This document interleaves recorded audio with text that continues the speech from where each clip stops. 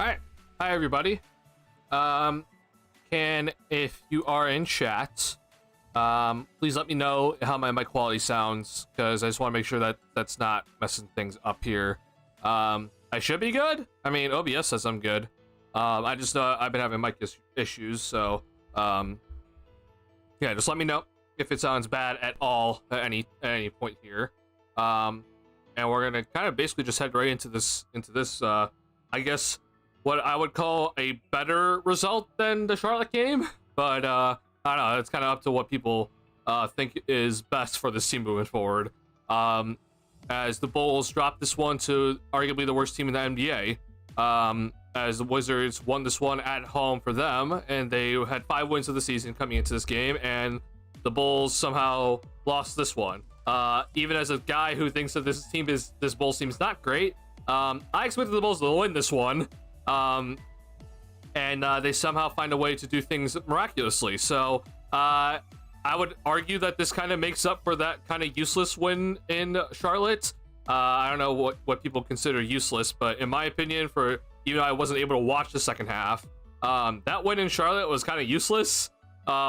This one, obviously, I would take an L, especially when none of the young players were really playing that good in this one. I'll take the L. I'll gladly take the L, because I think that's best for this team moving forward here. And I think it's almost best case scenario where it's like, hey, Levine went off, had a good game, and the team lost. So good job, guys. The only bad issue is just that this guy right here suddenly can't shoot the ball, and I'm a little bit concerned about his future right now when it comes to efficiency, because suddenly Vooch does not look the same. I don't know what it is, but he's starting to do the thing again when he's starting to miss some gimmies around the rim. He's starting to miss some post hooks, which has been kind of consistent all year. That's not a good sign.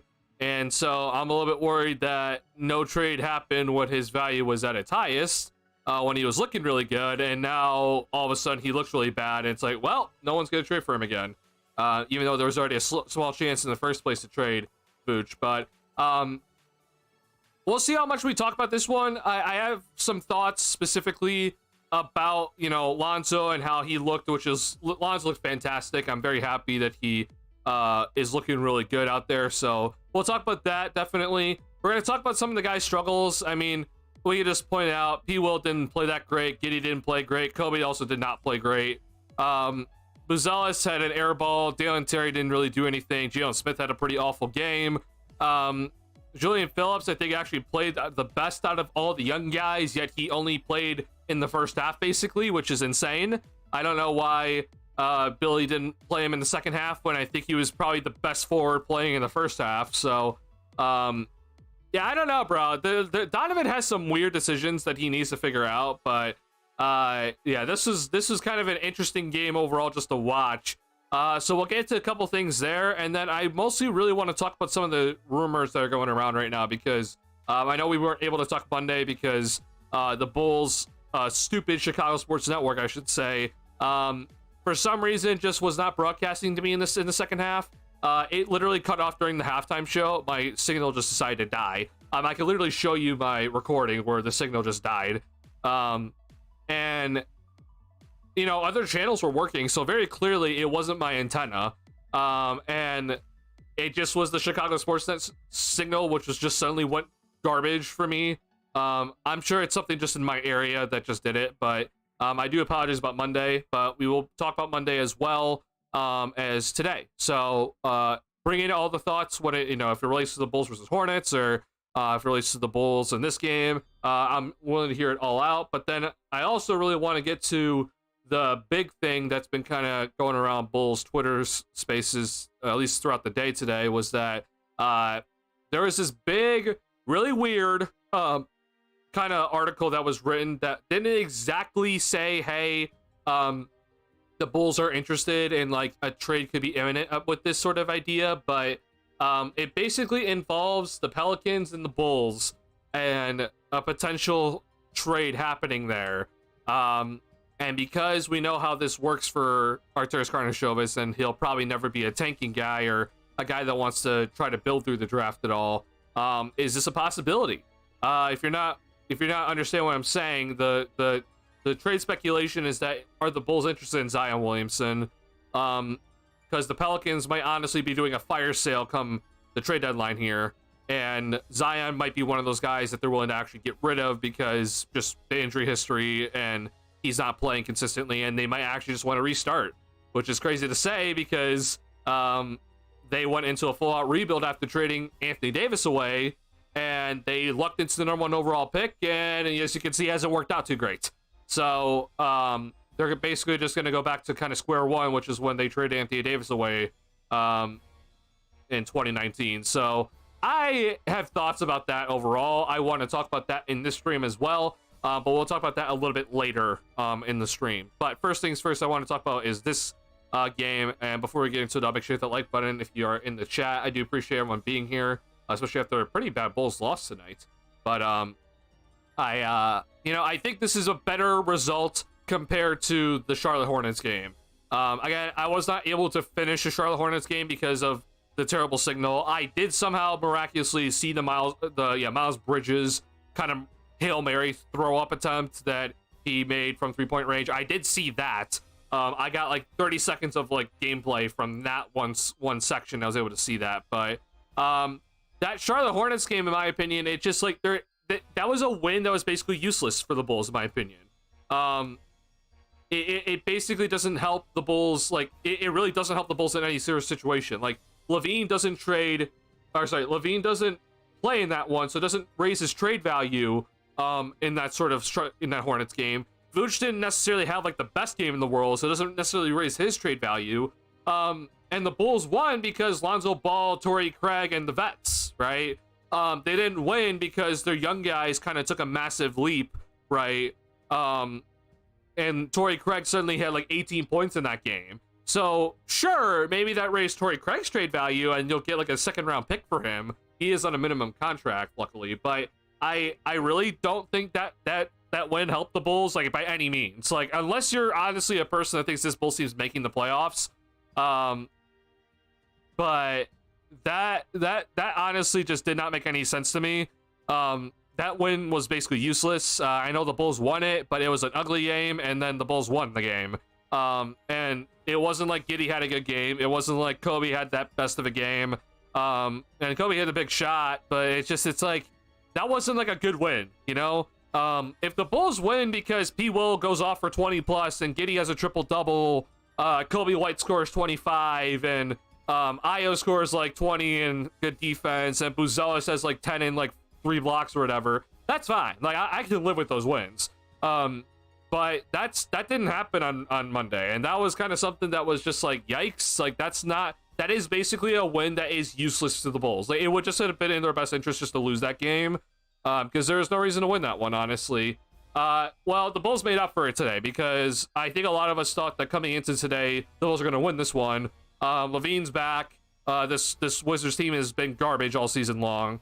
And they basically picked up a useless win tonight. So we'll take it. We'll take that as a Bulls fan, because this is kind of best case scenario. You won a game you probably shouldn't have won on Monday, and you won it, and it was basically useless. And then today, Levine goes off and has a nice game, and you lose the game. So good job. But also, yet again in this game, Giddey doesn't have a good game. Kobe doesn't have a good game. Buzelis doesn't have anything really too much to talk about besides, stealing a block in the first quarter. Dale and Terry, but I think Julian Phillips was your best player out of the young guys tonight. And Patrick Williams, I don't know if he's on a minutes restriction or what, but he got to a nice start, and then Billy benched him until like the 6-minute mark in the second quarter. So I don't know what the hell is happening with that, but it's interesting overall. But I think this is just one of those games for the Bulls where I yet again think that the offense, forget turnovers for just a second here. I think that the shot selection, I think the shots created, I think the tempo for the Bulls was honestly good. The Bulls had 27 assists in this one. They just could not hit a damn 3-point shot for their life. And the Bulls scored 48 points in the paint, which is a little bit higher than normal for them. The problem is obviously the 20 turnovers, right? Like that's too many. Or Bulls had 28 assists actually, sorry. And that's too many. You're probably just going to lose the game anyway if you have 20 turnovers, but they had 28 assists, which I think kind of shows like they're getting some good shots. They just straight up were missing. I do think that some players tonight kind of turned down a few threes that they should have taken. Notably, P. Wilt turned down one. I also thought Giddey turned down one. You could argue that Zach on the transition should have taken that one, but I didn't mind him driving that, honestly. What I was upset about is that he pump faked. I think if he just drove it, he would have been fine. But yeah, I when you kind of look across the board, though, where it's like you see a 1 for 4, a 2 for 9, a 2 for 6, a 1 for 6, a 1 for 3. Just bad shooting all around in this one, and this Bulls team lives and dies by the 3 ball, and if they're going to be in the game or not. So that's kind of the offensive end, if you want to kind of look at that in a nutshell. Levine had 32, and the Bulls scored 107, so I think that kind of gives you a good example of what happened tonight. Vooch tonight, bro, I don't know what happened to him. I don't know if it's just you're in DC and you're scared of DC for whatever reason, but Vooch tonight, man, he had some misses that looked like last year Vooch. We're talking like some absolute gimmies where it's like, oh, you're point blank, you should make this layup easily, and he just somehow misses it. That's not something I want to see right now, just because the trade deadline is approaching, and I want Vooch off this team somehow. It's a miracle if he gets off the team, but with the way that some people were talking about him, it's like, oh, maybe there's an actual chance he gets off the team right now. And I always said Golden State wasn't going to be a team to go after Vooch, but I know Bulls fans thought it was a legit possibility, and then Casey Johnson's like, yeah, Golden State's not interested. But I don't know, maybe some team would take him just to kind of see what would happen with him. And he is suddenly now looking like last year. It's not necessarily about the threes being taken, but also just the missed shots at the basket. We're talking like some absolute gimmies. Like he had the guy on the ropes, or he had a mismatch, he didn't make it. He got a guy with the pump fake, he just missed the layup. So that's not good to see whatsoever. And I hope that doesn't continue, because I need Vooch to actually look decent. So yeah, it's not like a perfect case scenarios tonight, but it is I think kind of better case scenario for the Bulls, because Giddey did not have a good game. I appreciate his offensive rebounding. I really do appreciate that Giddey's continuing to do that, but missed layups tonight for Giddey, missed close shots, was hesitant to take the 3 ball tonight when I think he should have taken at least one more. Didn't look too great, and then obviously some of his passes were just all over the place. Another guy whose passes were all over the place was Kobe. Kobe's passes were just insane. Cross-court passes not looking good. He had 17, so that's a little bit better in terms of his scoring output than recently, but I don't necessarily think he looked that great today. Defensively, he was getting kind of picked on a little bit, or it was just kind of missing some switches, which everyone was, so I'm not going to be too critical of him on that, but some of the turnovers for Kobe tonight were just kind of inexcusable. Not good to really see there on Kobe's end. So your 2 main guards you're kind of looking at, like, not great tonight. Patrick got off to that nice start, so I don't know if this is necessarily his fault, but then he came out of the game with like 5 minutes to go in the first quarter, and then didn't check back into the game until like 6 minutes left to go in the second quarter, or even later, if I'm not mistaken. Like, it was something, it may have been even later for Patrick. It was just insane. Let's see. Yeah, he came back here. So like, I don't know what Billy was thinking here. I don't know if the minutes restriction is still on for Pat, but I would expect that at least they're increasing his minutes now, and now he only played 22 minutes in this game, which is just odd. But I thought he got off to a nice start, and then he just really didn't see the floor in the second half, or the second quarter. Got taken out pretty early in the second half because the Bulls got off to a bad start. So not exactly great from Pat, but I'm not going to necessarily blame him today. Jalen Smith, not a good game. He was missing some shots near the basket they needed to make. And Buzelis had that air ball. Buzelis looks a little out of sorts, but I always do appreciate whenever I see that sort of block in his steals and everything. So the young guys just did not show up today, and it's just disappointing. I think your best guy that did show up today was Julian Phillips. I think he actually played some solid defense and got out on the fast break and made a few dunks, or I think it was a layup and a dunk. So this was like your best guy, and he saw the least amount of time. So it's funny because it's just Billy has just been weird with the rotations this year. I think Buzelis just obviously needs to play more, but I think Phillips has seen a steadily decrease in his minutes recently. And then in a game where he actually is like kind of playing well, you'd take him out, and he doesn't really see the second half at all until like garbage time, which is just insane to me. So Billy needs to kind of figure out some things, because again, it wasn't like Terry was giving you much, or Jalen Smith or Taylor Horton Tucker, honestly. Lonzo obviously had that nice little stretch there, which is we'll talk about in a second here. But yeah, man, I don't know what exactly Billy's thinking in just like, even if like you're trying to win, I would put Julian Phillips out there more, and I don't know why he didn't do that. So it's just weird decisions when it comes to Billy's overall decision making recently. Like, even I understand that he's trying to win and coaches and players never tank, but like if Billy's like actively trying to win games and he's making some of these decisions out there, I'm just like, what? Like, okay, sure, bud. All right, yeah. Well, we'll roll with this, I guess. So, yeah, I don't know. I'm interested in seeing what Billy's gonna be doing moving forward. I'll leave it there. Why is he playing Kobe Giddey at the same time outside of the start? I don't know, honestly. That the second unit of Kobe and Giddey is not good, and I really don't know why Billy keeps going with it. I know Kobe's been kind of the leader of the second unit this year. It has not worked out well. Kobe's been kind of out of rhythm kind of all year with it, so I would look to kind of change something up with it. I don't know what exactly that means, but maybe you play Giddey or Kobe longer in the first stint. But yeah, I agree. I don't like that lineup. Defensively, they're garbage. I think you even see just the second unit is just bad right now. I understand that the player quality significantly decreases when Levine and Vooch go to the bench, but the defense has been pretty atrocious with those two together on the floor. So yeah, it needs to be a little bit better. Vooch having declined in the last few games. He's testing some threes even. Yeah, Vooch turned down a 3 in the Hornets game that I was pretty upset at, and you know, a lot of people were calling like, well, the Bulls need to stop shooting threes because like they're not draining them. But then there was a moment where Vooch turned down a 3-point shot like early in the shot clock, and then the Bulls had to scramble to get a shot off. And I think Lonzo took it, and like he missed it, but he got his own rebound, and like the Bulls got something out of it, which is like, see, like you don't need to shoot threes constantly, which is funny because you shot a 3 and you missed it, and you just happened to bounce back to you. But yeah, I don't know what it is with Vooch recently. I hope that he's not going back to what he was doing last year.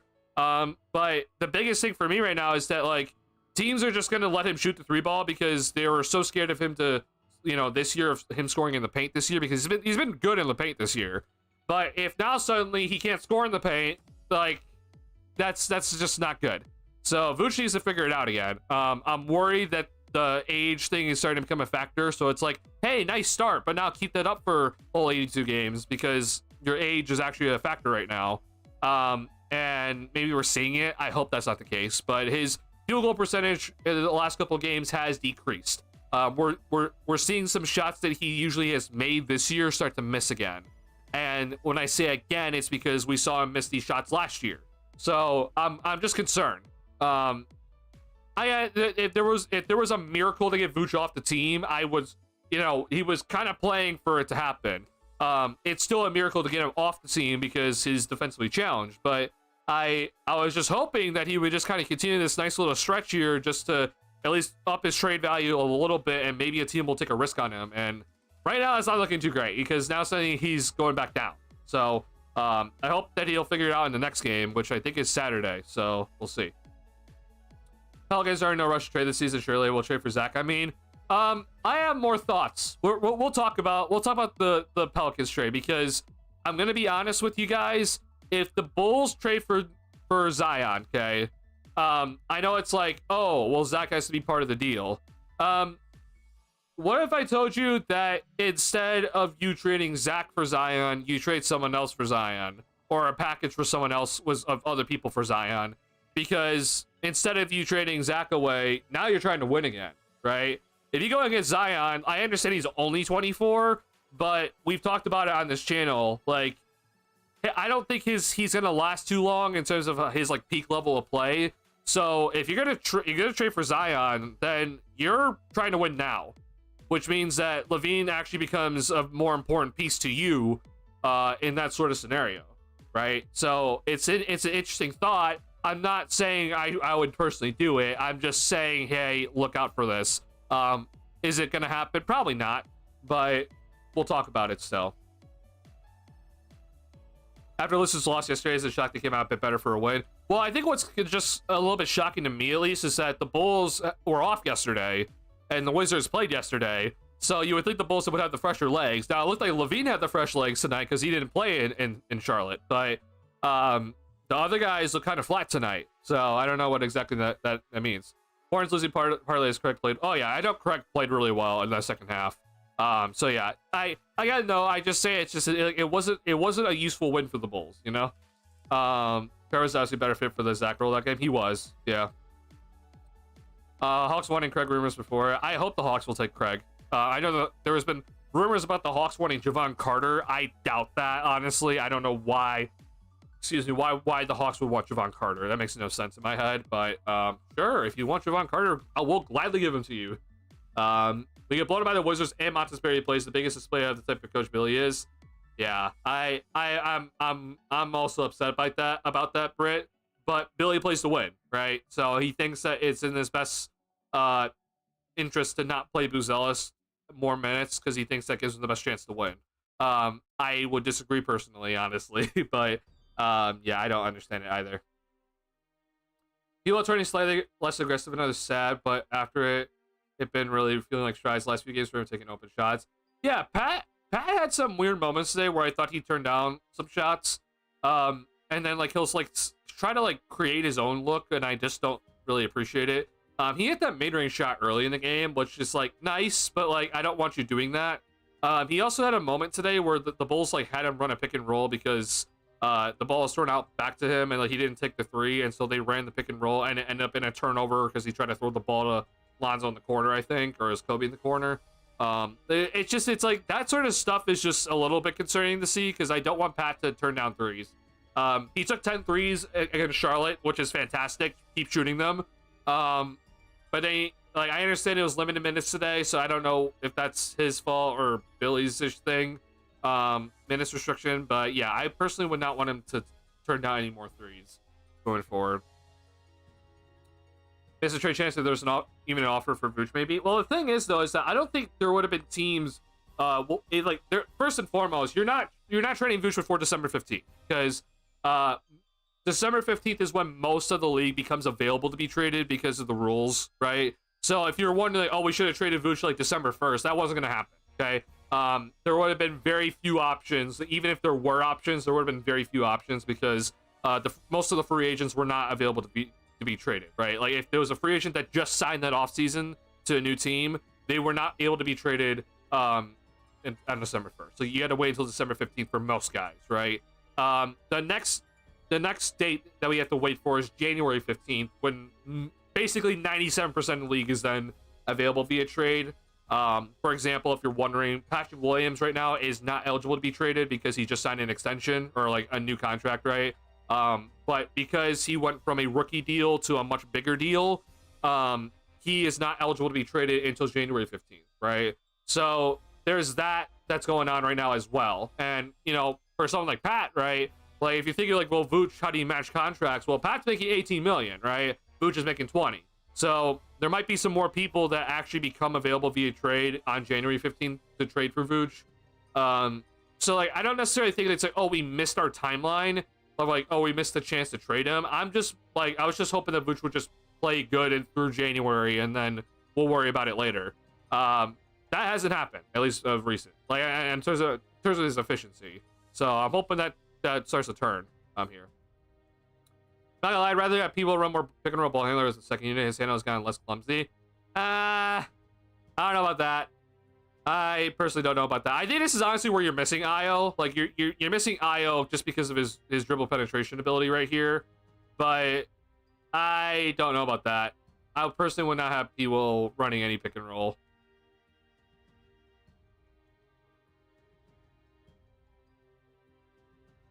Guys, they're very clear. 3 for Vooch. I know the one makes the D hesitant. You're hesitant. Yeah. I've been hell bent on this entire year where it's like I don't care if the threes aren't falling. I just need guys just to shoot it. Like I would much rather you just shoot a wide open 3 and miss it than have you turn down an open 3 and then we end up in like a shot clock violation because of it. I understand that, you know, you hear Stacey King talking about all the time, like the guys got to stop shooting threes because they're not making them right now. Like, listen. This team does not have size. Like, you're not going to be making interior shots with a lack of size. So I personally am just like, hey, look, I understand you don't like the 3-ball, and I know a lot of Bulls fans are like killing themselves right now because they hate watching the 3-balls go up right now, especially when you're not making them. But when I tell people, I'm like, look, this year is not about winning first and foremost. So that if you were legitimately like upset about the missed shots, like this isn't the year. But secondly, this is how this team needs to play. They just have to. They're guard heavy. They don't have size, and Vooch is your biggest guy, and he's even a perimeter-oriented player. You're not going to score on the interior, and the only way for them to get points on the interior is if they continue to shoot the 3-ball. That's going to make the defense actually rotate out to these guys, even if you're not making it. It just at least keeps the defense honest. So the Bulls' points in the paint this year is actually, it's not too bad this year. And I honestly, I mean, like, you can disagree with me on this, but I actually think a big reason why is just that you're going out there and you're launching threes at a high rate. Defenses are gonna respect that. Like they know that, like, okay, well, even if they're not making them, at some point they're gonna go down, right? So they have to keep contesting you guys. So they're gonna be willing. They're gonna be like actively trying to rotate out to the 3-point shot, which is gonna open up the lane for a lot of guys. So like, this is actually much high. If you're wondering, this is higher than where the Bulls have been. If you look at last year for the Bulls, I mean, sorry, hello? Okay, well, here's last year. Actually, the Bulls actually averaged more points in the paint last year, which is funny. But they were lower on the ranking. But then you go back to this year, for the Bulls. This year was also, oh wow, they've been kind of hovering around the same, honestly. Maybe I'm just wrong. I'm just flat out wrong. But what year was it? Was it this year? Okay, it was this year that I'm thinking about. Yeah, this year for the Bulls, they just seriously lack paint scoring. Yeah, but this year though, I mean, they're having less points in the paint, but they're up higher, I guess, in the rankings than usual. But I just think, honestly, like, you just gotta keep shooting them. The only way that you're gonna get open looks in the paint is if you just keep shooting threes. Gotta keep the defense honest. Hopefully the main guys keep shooting the 3-ball. And I'll live with it, honestly. I personally just I can watch a game where if you continue to take wide open 3-point shots, if you only score 60 points in that game, but I see you continuing to take wide open 3-point shots, I'll watch every minute. At least I know that you're swinging the ball around, you're getting guys good looks. The guys just aren't knocking them down. I can live with that. What I can't live with, obviously, is when you turn down a 3-point shot and ends up being a shot clock violation because you turned down a wide open 3-point look when you could have just taken it. That would have been hard for me, honestly. I was going to easily have 50 plus blocks this season. He's getting more minutes. I actually think he's going to get there even if he doesn't get the minutes. I think Buzelis now, I'll look at it now. But coming into this game, I think he already had 25. I could be wrong about that. Yeah, he had 25 coming into this game. So he's played 31 games and he's had 25, assuming that he's going to be in the rotation for the rest of the season. And I'm also just factoring in, he'll miss a game here and there. I think he'll actually get to 50. Like, I'm being dead serious. I mean, he's close to averaging a block per game already, and he's not even averaging that many minutes. So I actually think Buzelis will get there anyway. I think the bigger question is, like, could he have gotten to like 60 something if he just got minutes, which I think he really should have. Yeah. I'm going to partly blame Billy for tonight's bad shooting for the team. Last game, Giddey missed open shots. At least he took them. Gilly took him off when he did heavily. Well, I mean, I think with Giddey, he also just, he had like multiple turnovers that weren't good. So I think that was the reason why he also took him out. Players get the mental association if you miss your off, so don't take open threes. Even if you miss, you want open shot take. Want the open shot taken? Well, I think personally with Giddey, he had back-to-back turnovers that were just bad. Like, I'm not gonna lie. Yeah, so I don't know if it was necessarily that Giddey missed the open three and it was like, oh, you're out of here. Like, he had back-to-back turnovers that was just like, what are you doing? I wouldn't blame Billy for that if that was the reason why Giddey came off the court. Things similar happened to people in the past shooting confidence. Billy takes them off if he has good looks and misses. But should be taking the player off if he doesn't take the good shot. Yeah, I think the issue though with Pat is just it's like in this sort of game, like I'll blame Billy for Pat in this game specifically because I don't know if the minutes restriction is on Pat right now. I think it is maybe, but I don't think it's 22 minutes. But like he'll just sit Pat for like a long time. And so with Pat, like I think with Billy, like you usually see Billy get upset with Patrick when it comes to defense, like, and there's that. Like I don't personally want Billy to take him off the floor. When Pat messes up defensively, like I know Billy tends to do that, but like I personally wouldn't want to do that. But I think the issue with Billy when it comes to Pat's like shooting, it's like Pat will have like a good quarter and then he'll not play for like 8 minutes or like 10 minutes of game time. That's my biggest gripe with Billy when it comes to Pat's like, you know, overall offensive output. It's not necessarily like he'll take Pat out if he has like a bad shooting night. He'll take Pat out even like when he's having like a good quarter, and then he'll just like sit him for a long time. And on this specific team, that's just not necessary. On previous teams, sure, if that's the case, fine. I don't care about that. But on this specific team, I think Pat should just be out there, play him more. I'm aware that, you know, maybe he's not 100% in terms of his conditioning right now and like, you know, injury things and such, but I hope that's not the case, honestly. But yeah, this is just one of those seasons, in my opinion, where like Billy just needs to play Pat. I think the team is just better with him out there, because he's shooting threes at a very nice percentage right now. So I would not want to just kind of get rid of that off the floor. But yeah, I don't know. I'll just shut up on Billy, I guess. It's just so Billy just makes some of these weird decisions where you're just like, I know you're trying to win, but like this looks like a tanking decision. And then there's games where it's like you should probably try to tank this game because it's like there's a real reason to win this one, and yet you'll see Billy like do this like wacky thing. It's like, well, he's really trying to win it and it'll work, and you're like, okay, cool, I guess. But like for example, like the whole Vooch and Jalen Smith lineups, like that's a weird decision that looks like a tanking decision, but like I know Billy's trying to like get something out of it, you know. And I just shake my head at it. But then like, you know, he'll put in Torrey Craig against the Charlotte Hornets like only in the second half, and like that's very clearly a winning decision, and it worked out. So yeah, I don't know what it is with Billy, and then he'll just not play Pat for like 12 minutes.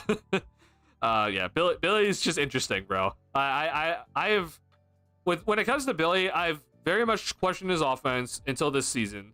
His defense has always usually been like okay, like it's usually been decent to good in his times under as Bulls head coach. I know like we've had bad seasons defensively, but in terms of like defensive schematics, like he's been like pretty all right. But then this year, it's been the rotations and like minutes decisions that I'm just like, what is happening? I understand that it's a weird year, and it's like, yeah, we got to make sure Zach gets his minutes and Vooch gets his minutes, and we're also trying to develop the young guys at the same time. But Billy is not trying to develop guys; he's trying to win games. And that somehow is like, there's just some decisions where I'm like, well, I don't think this actually wins you a game, and I think you should go to this guy who is also just a young player, and you just don't trust him, I guess. Yeah, it's been a wild year when it comes to Billy Donovan. I understand he's a lot on his plate right now. He's had some games where he plays like 12 guys and a half, which is just insane.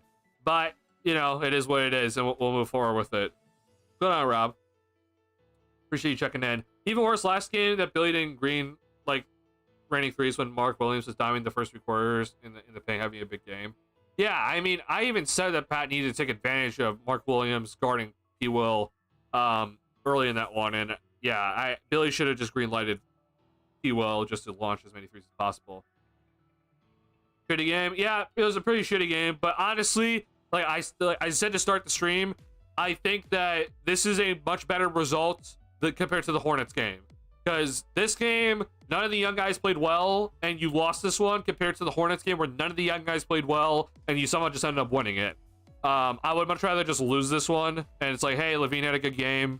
The young guys did not play well. You might as well just lose, which I think is fine. So I'll take it personally. I know it was bad to overall watch. There's some bad moments defensively, or a lot of bad moments defensively, bad moments offensively as well. But I'll take it. Honestly, it's an L that's probably better compared to that Hornets win, which I'm being dead serious. That Hornets win was basically useless. Like, it was a useless win. So cool, I guess. I want to try Sonogo for a couple of minutes at least. Yeah, I don't know about that personally, but I mean, sure, honestly, in the second unit. So you shot bad tonight. What happened to the Celtics? Have not looked that great recently. It's very funny. We'll talk about that later. I have some stuff we gotta talk about when it comes to the Bulls first, though. Oh, sorry, hold on. I just clicked my OBS on accident. Where's my chat? Okay, there it is. Is that why a team who's taking on the identity of the coach? Maybe that's the identity ability. Maybe, honestly. No matter what, Vooch plays in 9 minutes, whether a shitty game or a good game, I hate that.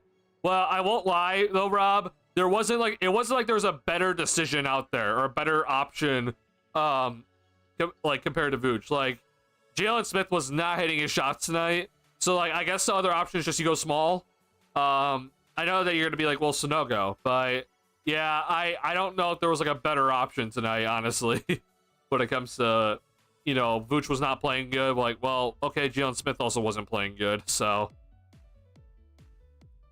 They play defense, looked like they were being lazier, which in my opinion, they were partying last night. Probably. Yeah, they were probably partying last night. I wouldn't be shocked. Billy can't work out something as much as Doc Rivers can't make late game adjustments when teams work him out in the playoffs. Well, Billy also has not been able to make late game adjustments or in-game adjustments in his time here. He constantly gets out coached by Eric Spoelstra. In that Hawks game where the Bulls had that meltdown, like, Billy also needed to make an adjustment in that game too, because they were doubling Zach off the pick and roll, and then they were hard committing to Vooch so that Vooch wasn't able to get it and score, right? So they're basically saying, hey, Zach and Vooch, you guys are not scoring the ball. The others need to score. And so honestly, the way that you adjust to it is just that you play one-on-one, because you want your best player in Zach, who was on fire in that game, to take the shot, right? And he's getting double teamed off the Vooch pick and roll. So instead of you running the pick and roll, you just ISO. And if they double team an ISO, it's much harder to recover off a double team on an ISO than it is to recover off a double team of a pick and roll.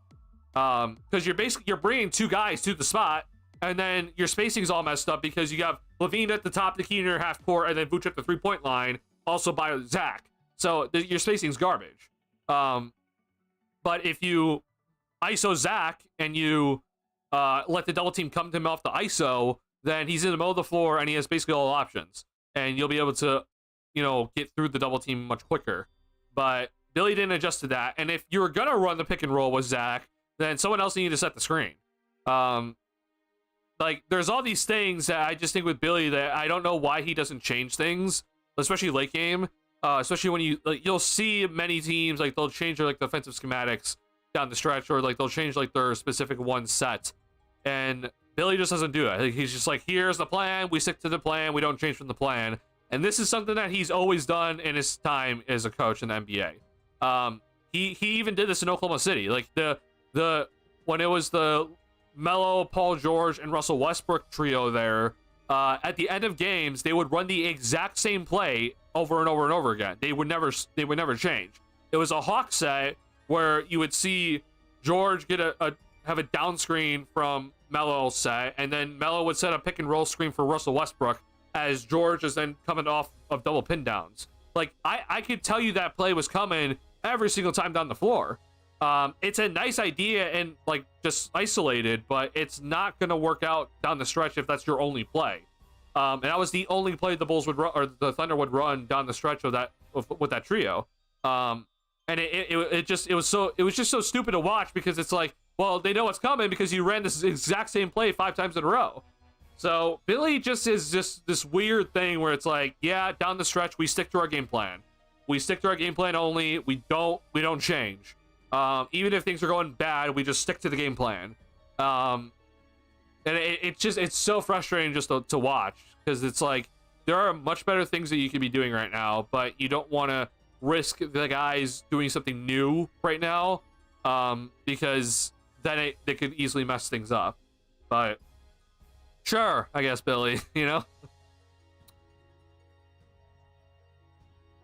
Probably at least enjoyable 2 games of the season to me, the last 2 for the Bulls. I can understand that for sure. At least for me, like, even when, like, this is, like, a bad game, right? At least for me, like, I'm always just interested, right? I know a lot of people are like, I can't watch this, but, you know, for me at least, it's like, well, I know Giddey got off to a bad start, but, like, can he recover, you know? He didn't in this game, but I'm always just, like, I'm always just kind of locked in, just to kind of see if guys can, like, kind of recover their game. But yeah, I personally, yeah, I can understand if you were like, God, the last couple of games sucked. Sure, yeah, three-pointers weren't dropping, the team sucked defensively. But I don't know. I'm always enjoying games, even if it's like this, honestly. Especially with this team that's, you know, we have a kind of bunch of unknowns on this team right now. Best players a few minutes, and when there's a 9-minute span, avoids laziness on defense.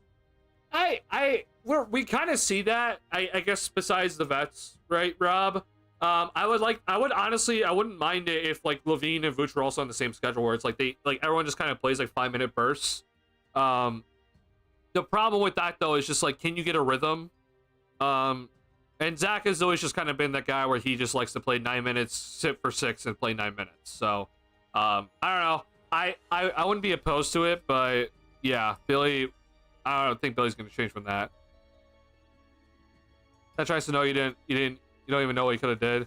Yeah, he probably should have maybe tried Sunogo.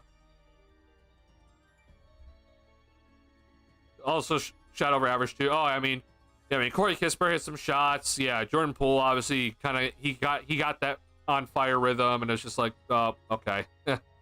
Yeah.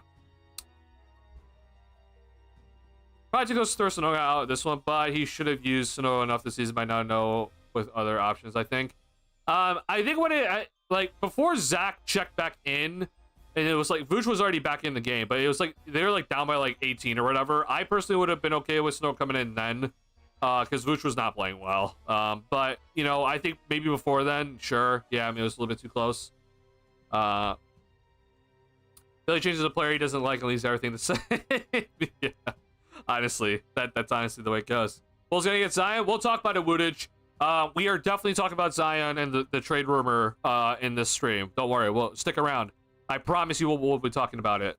Step picks and screens. He plays Snow in the first half, 2 minutes good stuff, he anything, and maybe he plays 2 minutes in the second half. Yeah, I don't know. I don't know if there was room in the first half, because again, it's like I don't know what Jalen Smith has, right? And I know that Jalen Smith didn't have the great game, but like he checked in his normal time, so I don't want to just take Jalen Smith out early when I don't know what he has tonight. So yeah, I don't know about playing Sunogo in the first half necessarily. Billy Doc perfect match. Yeah, honestly. Bulls started attack basket, take less threes, but they were down by double figures at that point. I don't know if that's necessarily the case, but I think the Bulls offense, no matter what, was playing well. Like, even though again they didn't hit their threes, I think they still got a lot of open looks and you know, created a lot of drives to the basket. Maybe that weren't necessarily taken for layups, but he Bulls still had 28 assists tonight. So I understand that like the shots weren't falling, but I actually think that they were generating good offense overall. I think honestly what got them back in the game was the defense from Lonzo, and then the fast break opportunities was what got the Bulls back within 5 in that third quarter. And Levine, obviously, he had a nice quarter there too, but other than that, though, it was pretty bad. Just in terms of just overall efficiency for guys. So I'm gonna have the 2020 game versus the Warriors. He did. I know. Which we lost this game in general. The mysteries last couple of games been bad. Yeah, the last couple of games, so like you can just say like everyone's been in a shooting slump, honestly, which is crazy unless you're Torrey Craig, I guess. But yeah. The unknowns are fun. It's why somehow I have interest in the Nets and their changes in Bull and unknowns. I don't know. The Nets are so weird, honestly, because the Nets they got D'Angelo Russell, and I'm just like, are you gonna trade him too? Because I actually don't think that trade's gonna help you in terms of your tanking. Now I understand that like D'Lo, you know, people, you know, they're gonna joke about him, like, well, I mean, what are you talking about? He's just gonna jack up threes all game, and miss a bunch of shots. But like D'Angelo Russell, like I think D'Lo is actually like a solid player when he's asked to be. So I don't know what they're gonna be doing, honestly. I'm gonna assume they're gonna be training D'Angelo Russell. But I don't know. I think they should. The problem now is just that, again, you can't aggregate contracts now because you just traded for him. So you can't take his contract and combine it with another contract and send it out. So you're just gonna have to just trade him straight up for like some seconds or something. But you gotta do it soon because I mean I guess they lost tonight to the Toronto Raptors out of all teams. But I'm gonna hope that they figure things out.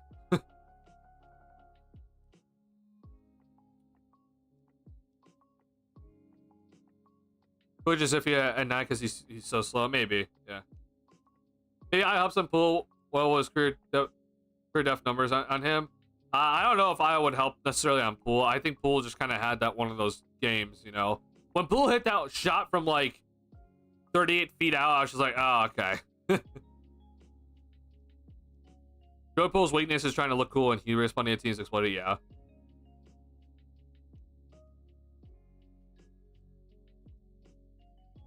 Billy plays Vucevic and Zach for a longer minute stretch than Kobe Buell get if he did. Smith did the 5-minute thing, so maybe gets a couple minutes here and there when Smith and Vucevic are off. The problem is though with that, Rob, is like you're depending on like subs to hit at the right time, right? Because you're basically depending on like subs to always hit at like proper moments where there's a stoppage in play. Because what will happen then is like, oh, Sanogo's supposed to check in right now, but the game's still going. And then suddenly, oh, it's Vucevic's turn to get back on the floor again. So like it's a little hard to plan it out like that.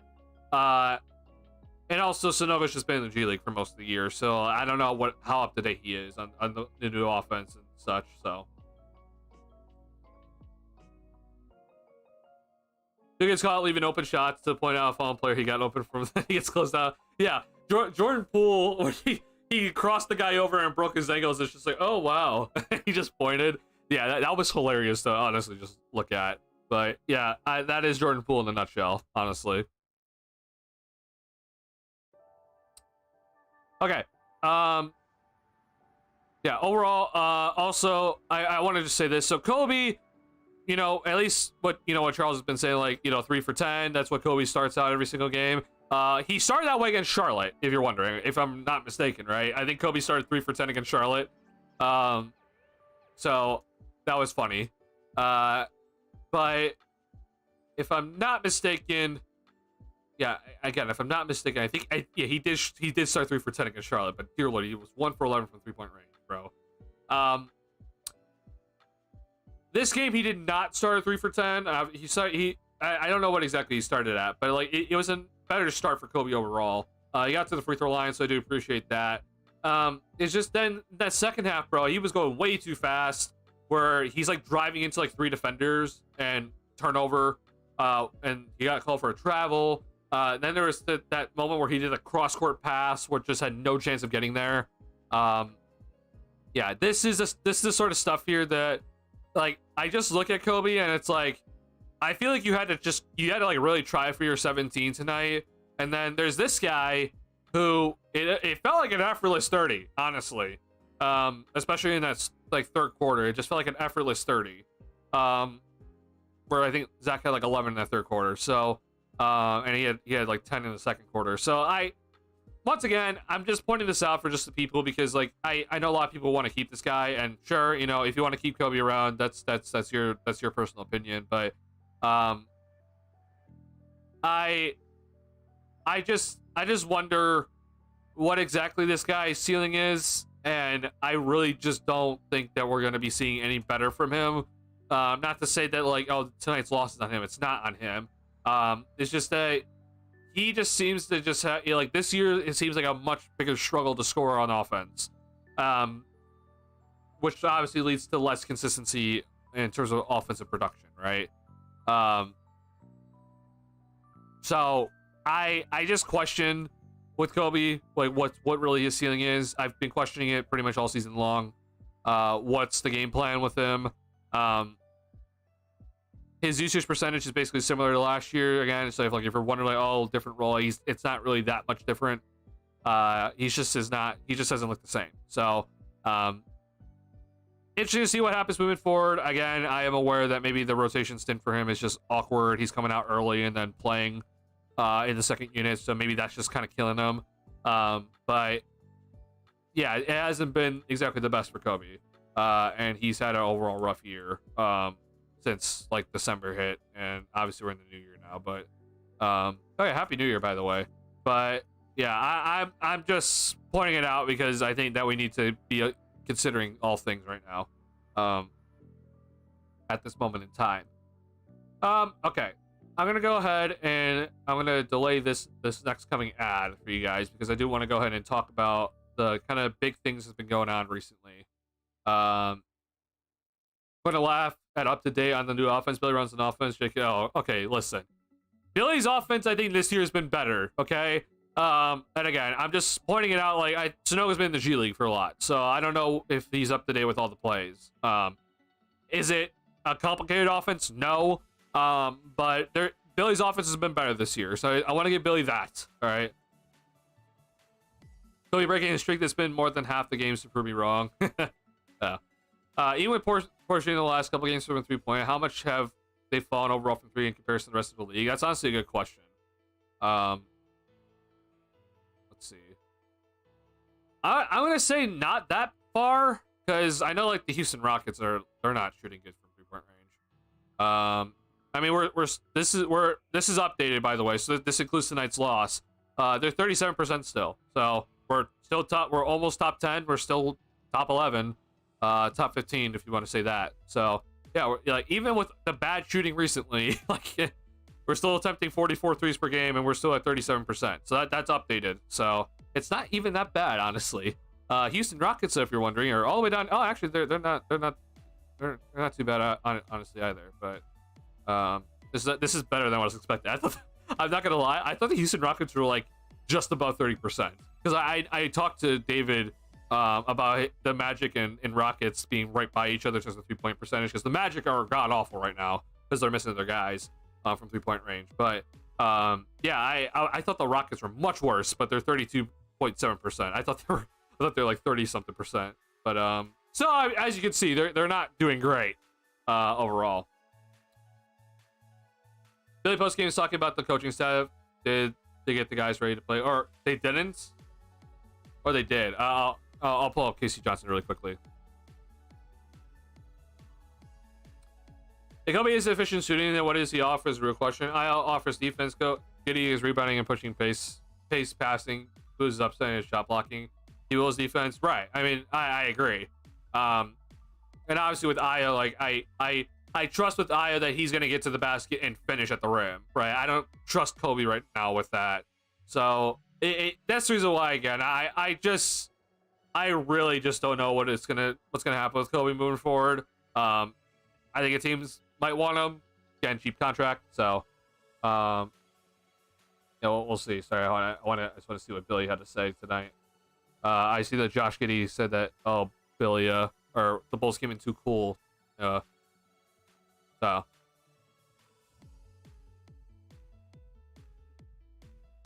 Billy Donovan took some ownership of this loss, said you look back at off day and readiness level from film study game plan perspective. Bulls also didn't hold shoot around today. Had film such walkthrough at team hotel. Well, that's not great. Are you kidding me? Bro. Oh my god, bro. Okay, yeah. If you're Billy, like, you need to have shoot around. Okay? You can have the film, you know, the game plan study, whatever, the film study or whatever. Like, that's fine. But you need to have shoot around at least, okay? Especially after, you know, New Year's Eve. It's the New Year's Day. You gotta have shoot around. You're on the road. You're not.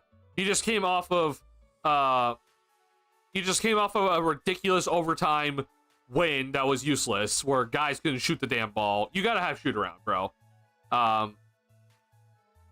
That's insane. I can't believe that Billy just admitted to this. That the Bulls didn't have shoot around today. What the hell? Nah, bro. Okay, yeah. This is definitely like Billy definitely needs to take some, like, what he did. He had to take some responsibility for this one. This is insane, bro. I can't believe that Billy just admitted to this. So yeah, I appreciate this, Rob. Plus, listen to it because I didn't listen to it earlier. But Billy seemed more vocal tonight. Oh, okay. I'll listen to it later. I'm teasing for the run on offense. I know he runs on something. Yep, he runs on something. Postgame was laughing at something. Oh. Goff was laughing. Goff was laughing at this. Yeah, I'll be back. I'm gonna catch you. Okay, I appreciate it. Appreciate it, Rob.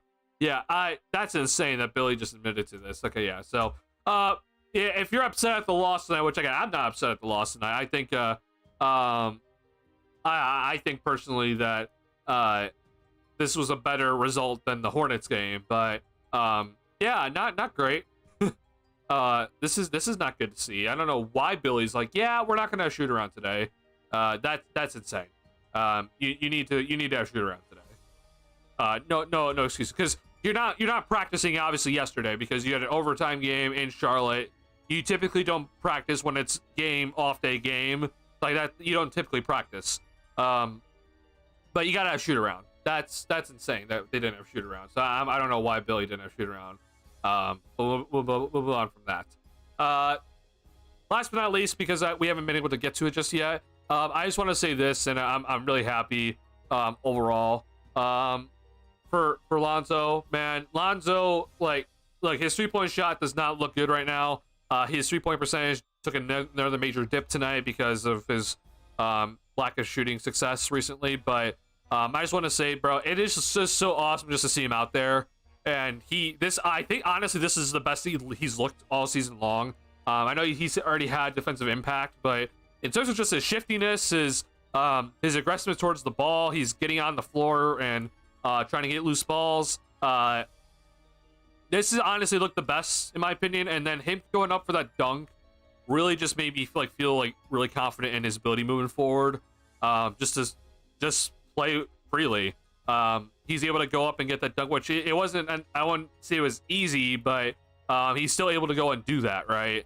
I don't think he'll ever be a dunker for the rest of his career, or he's gonna get more dunks or anything like that. But just seeing Lonzo just go out there and just get a steal and dunk the basketball, never thought I'd ever see the day that was ever gonna happen again.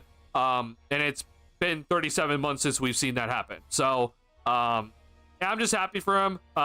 Obviously had a tremendous impact tonight.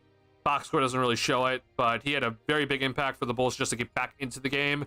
It was kind of him and Zach, honestly, where it was this little run back in right here where the Bulls pull within 5. This was all it was mostly Lonzo, and then Levine was kind of just the beneficiary of it all. But yeah, I mean, it's just awesome just to see for Lonzo. So props to Lonzo. Just he's had some struggles, and there should be no expectations for him this year. So if you're upset about the 3-point percentage, I'm just going to tell you, hey, back off, because the expectation this year should be no expectations. If he plays, awesome. That in itself is a great success. If he doesn't play, then hey, it's okay.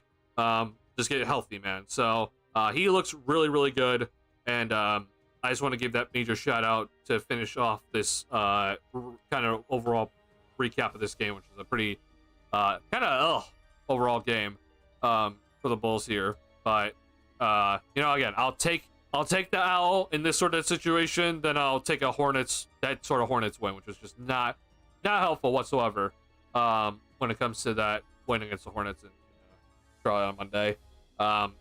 Really quickly, so I don't think the Bulls play tomorrow. Yeah, so they don't play tomorrow, and then they don't play Friday, and then they're going to be Saturday is Derrick Rose night. So next time we'll see each other is Derrick Rose night, which is going to be awesome. 7 p.m. Central Time against the New York Knicks at the United Center. So I just want to give that shout out there. All right, Britt, you are correct. It is Zion time now. All right. Let me go ahead and pull up what I've been looking at. Sorry, hold on. Sorry, I'm preventing the next ad from running. Give me 1 second. Okay, there we go. Let me go pull up this article.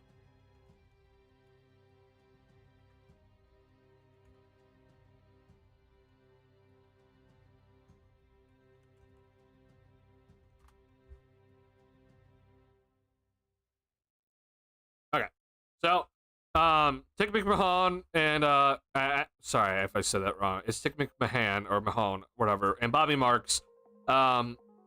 They wrote this, okay, and it's basically, though, it's funny because it's like a lot of people took this, was like, oh wow, so the Bulls are maybe interested in getting Zion, and it's like I don't necessarily think that's what this was about. Like, I think this was just more so like, hey, kind of recap what's going on in the NBA. But yeah, Zion is also injured, and we need to talk about this right now.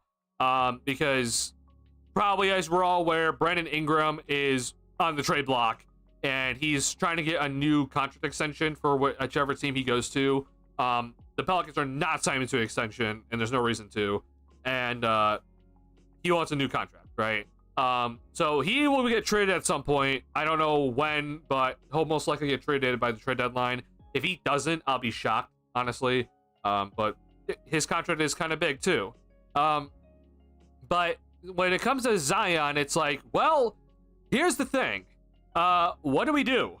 Because we don't know what exactly is going to happen here with Zion. And it's also important to note that his contract is interesting because there's all these different clauses in Zion's contract to make sure that the Pelicans aren't just going to be like paying a ton of money for a guy that is on the bench. So for example, if you look at it here, 20% is given to him if he meets the weigh-in criteria. Okay. So if you're wondering how this kind of works, it's like, all right, here's how all the mechanisms for like the non-guaranteed seasons or non-guaranteed money portions, right? And what's going to become guaranteed if he meets certain criteria, right?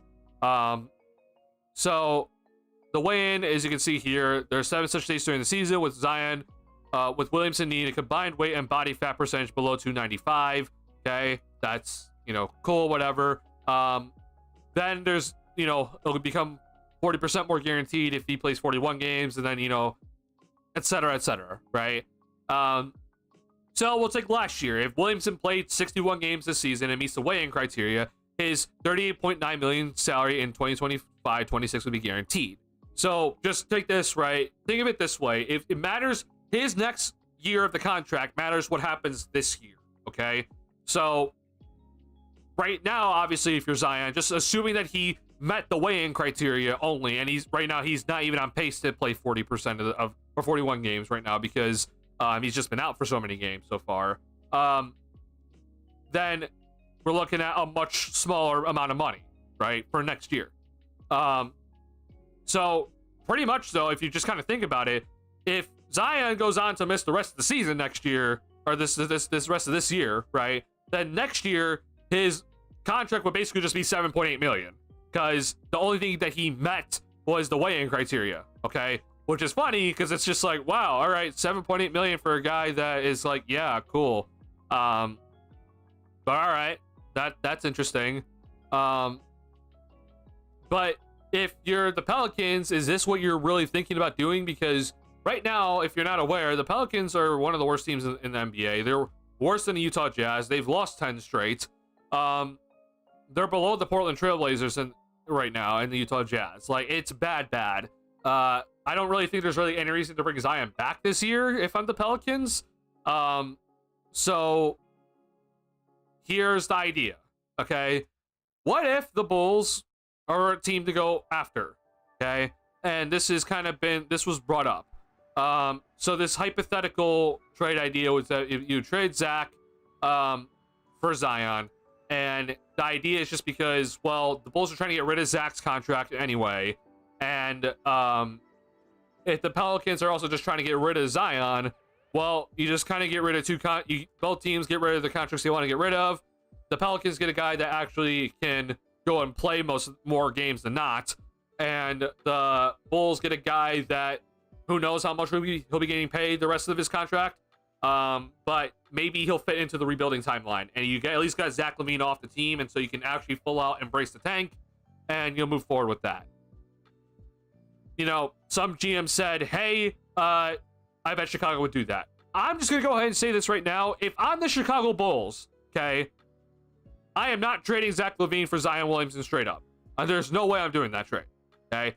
With Zion's injury history, I am not trading Zach LaVine for Zion Williamson straight up. There's no shot. Because if you're wondering, like, well, oh, we could potentially get a next star of the future. Well, in my head at least, I'm thinking of like, well, maybe he's not like the next star of the future, but what if you need to trade him again? Let's say you actually got to trade Zion. Well, what's his value at now? Negative value because he's not playing at all. So you basically then traded Zach LaVine for nothing. And while I don't think that Zach is going to be traded for a bunch of future first round picks, I just think that this is not worth it because I think I can at least trade Zach for at least something else, plus maybe some picks, and then I can trade that something else for something else later. Maximizing flipping value, right? So personally, I don't think there's really any reason why the Bulls should make a LaVine for Zion Williamson swap. It makes no damn sense in my head at the very least. But what would be something that the Bulls would do, which is the Bulls they're not going to tank because we've seen it already. The Bulls are not going to tank. The AK has already been aggressive in giving out future first round picks. He gave out 2 for Vooch. They gave out 1 for DeMar DeRozan. The Bulls now have sort of reloaded on their second round picks because they got 2 back in the DeMar DeRozan deal. And I'm going to probably just go ahead and say that Torrey Craig will be traded for a second round pick at some point at this season because he's Torrey Craig and he's making minimum deal. So if you're the Bulls, what can you offer? Okay. And I already see Britt has been kind of talking about it. So Britt's been talking about this. I was wondering what your thoughts are on a Zion and Jordan Hawkins for Vooch and Lonzo trade. Because in reality, that is something that the Bulls could do. And why I'm bringing this up is because the Bulls, again, they're not going to be trading for Zion just to rebuild with Zion, okay? If they're trading for Zion, they're trying to win now, right? And so instead of you trading Zach for Zion, right? And so if you're thinking that, oh, we can trade for Zion and then trade Zach later, okay? What would happen instead is that you would trade for Zion and then you would keep Zach, right? Because now all of a sudden, if you're actually trying to win now, then Zach becomes a lot more valuable to you now because you would actually need a guy to pair along Zion, and Zach is kind of like that guy. So that's something just to keep in mind. That it's like, well, if the Bulls just kind of accept their fate, like, okay, we'll just keep Zach, and then we'll go and trade for Zion and just try to pair him with Zach. Okay, maybe, but what's the trade deal? And so where it's like Zion, Jordan Hawkins for Vooch and Lonzo trade. Now, obviously, you would have to give up a lot more if you're the Bulls. You're not going to be trading just for Vooch and Lonzo for Zion, right? I'm assuming you're going to probably have to give up like your 2027 first round pick, assuming that doesn't go to the Spurs. But that would kind of be the deal, right?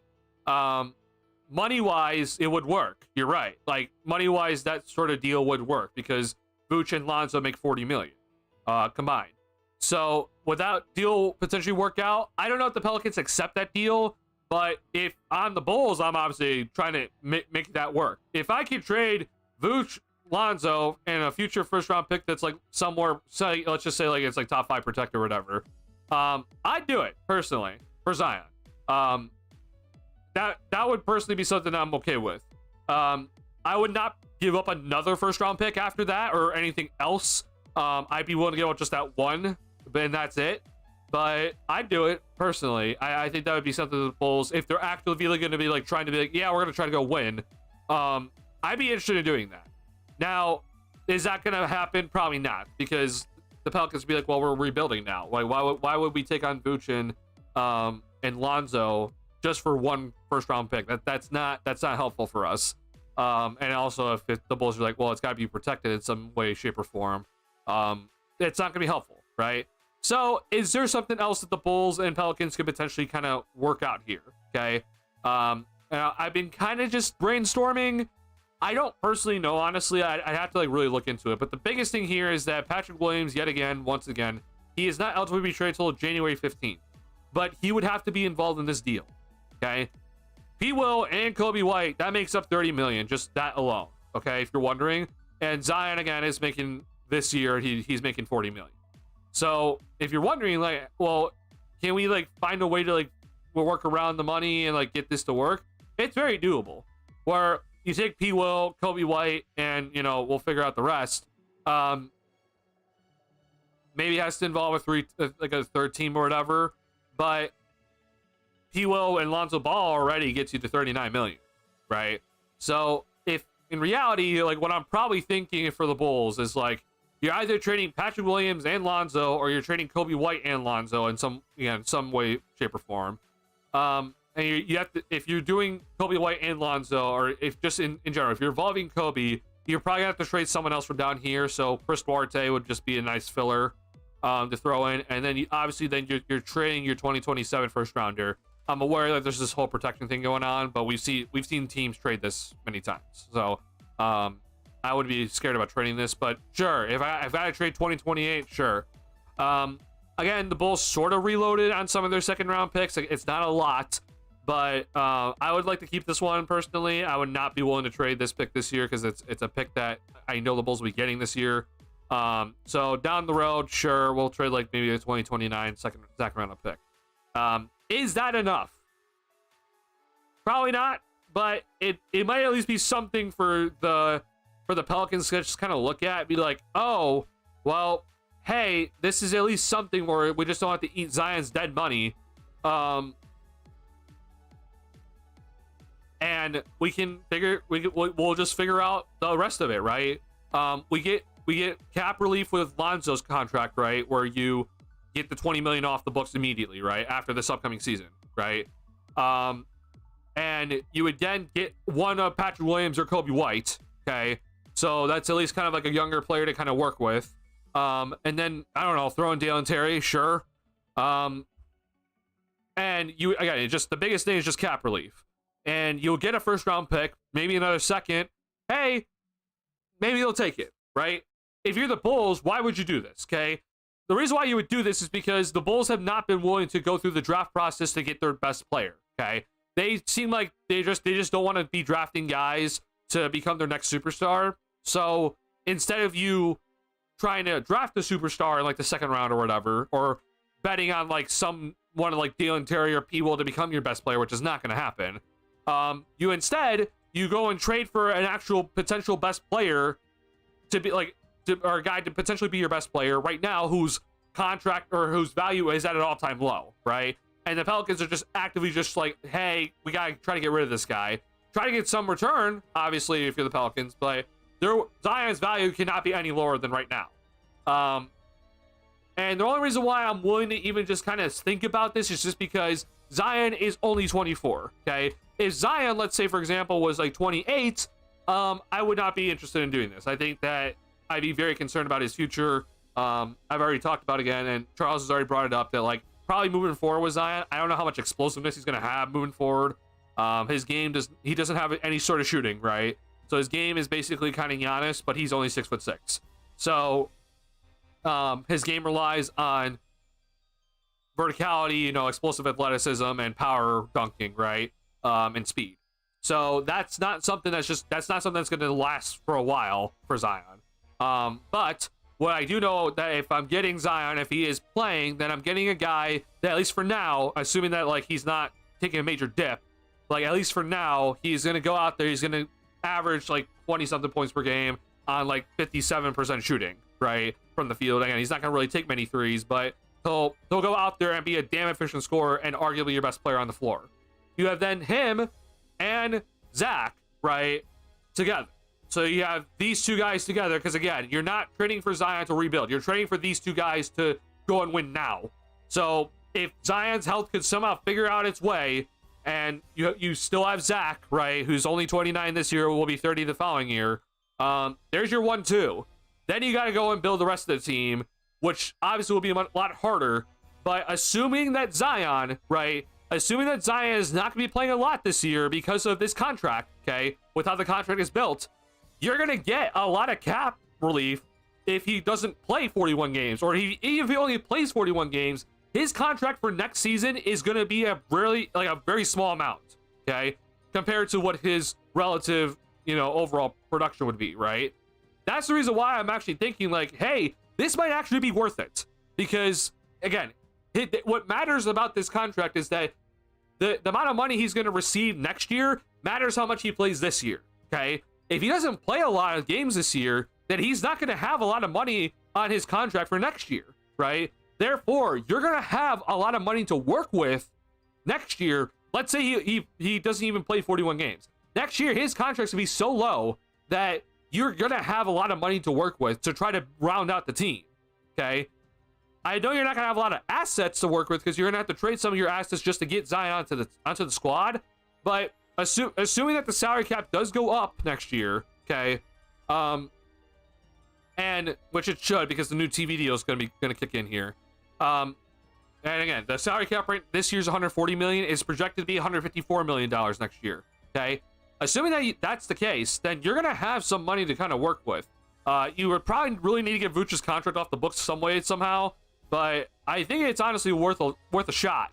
Again, you'll have to probably get Javon Carter's money off the books too, but you'd have Zach and Zion, right? Again, Zion's not going to get paid a lot, okay? So it's like if you're thinking, oh, you have two guys making up 80 million. Well, Zion, if he doesn't play for like the rest of this year, he's not making a lot of money. So it's like two guys make up like 60 million as your top two, and you have a lot of money then to kind of work things out. Assuming then like you can get like Vooch off the books, you've already traded Kobe away. You'll have some money to kind of work around. Not saying it's like simple by any means, but I'm just saying like it's a thought to kind of like do things with this team. So that's just the reason why I want to talk about this, because I actually think it's not the worst thing in the world. Again, I'm aware of the injury stuff with Zion. He is made of glass. I am very much aware. But if you're talking about actually trying to make this team like relevant again and trying to get a best player on the team, like, you know, to move forward with as like, okay, here's your franchise cornerstone. This is a guy that is available right now. And again, the Bulls are not going to be going out and, you know, they're not going to be going out and drafting guys, it seems like. So best case scenario is this: you somehow, some way, right? You trade for Zion this trade deadline, or let's just say next offseason or whatever. But ideally, it's this trade deadline because you want to get him on the team earlier in this sort of scenario. You trade for Zion at this trade deadline. You keep your pick this year because you're still bad enough to keep your pick. Okay, so then you'll bring in another young player next year. Okay, with the you know top 10 pick. Now you got Zion, right? And because he's not playing a lot this year, his contract for next season is going to be significantly smaller. So you have money to work with then, plus then another young assets to potentially either use or trade away with this draft pick that you just made. And you have some money to work around with and make some more trades. I don't think it's the worst thing in the world. I honestly don't. It all comes down to obviously if Zion can get healthy, but I think it's honestly something just to consider. I'm gonna have to like seriously run the numbers because I don't have it like perfectly down in my head, but again, just going off of this logic here, right?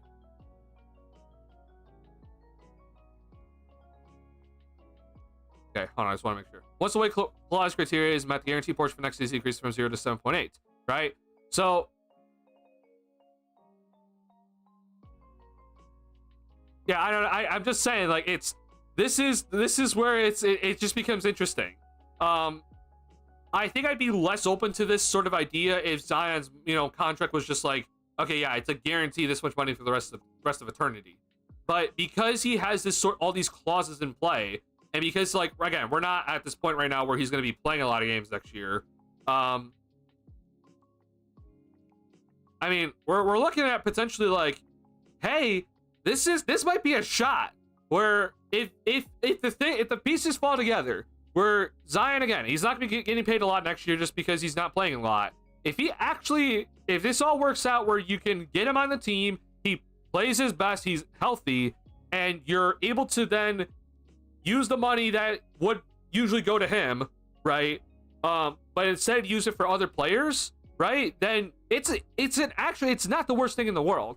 Then if you're wondering like, okay, what would happen then if like for the following year, like let's say Zion somehow plays all 82 then the next year, and then his contract's to be fully guaranteed, like again, his contract would then be like a fully guaranteed $41.5 million for 26-27. Like if you're wondering, well, here's the thing. The Bulls have him on the team now. So because you traded for his bird rights, it doesn't matter that his money is not guaranteed. And if it does become guaranteed, it's just going to go right into against the salary cap, because the Bulls already have his bird rights. They can be over the salary cap and just eat that money immediately. The one obvious issue is the luxury tax with this franchise, but I would just hope that if this team is actively trying to go and win, right? And again, the only way this is going to happen is assuming that Zion goes and plays like a ton of games the following season, and the Bulls actually look like a winning team. It actually, you'd be hopefully, I would hope to God that Michael Reinsdorf is actually willing to pay the luxury tax just to make sure that Zion and the rest of the team can stick around. So again, it's just a thought. I understand that a lot of people are gonna be like, no, this is not an idea. Why would we do this? This is insane. But the way that I look at it, just because of how this contract is structured, and just knowing how this front office operates, because this front office is not going to be going through the draft as they should be, this would be the shot where you keep Zach, you trade for Zion, you use the money that Zion's contract would usually, or the money that would usually go to Zion's contract, to go and get other players. You have more money to work with than usual. You'll stay under the luxury tax for next season, and you'll hope to win out. That's the way I look at things. I don't know exactly. I have to run numbers still about how this trade would work, because I know that like this year it's awkward with Zion's contract this year. Let me just really quickly look at this, but I don't think it's. I honestly just don't think it's the worst case scenario, because yeah. Okay, here we go. This is just, yeah. So thoughts, ideas, questions. Oh, I want to hear what you guys have to say.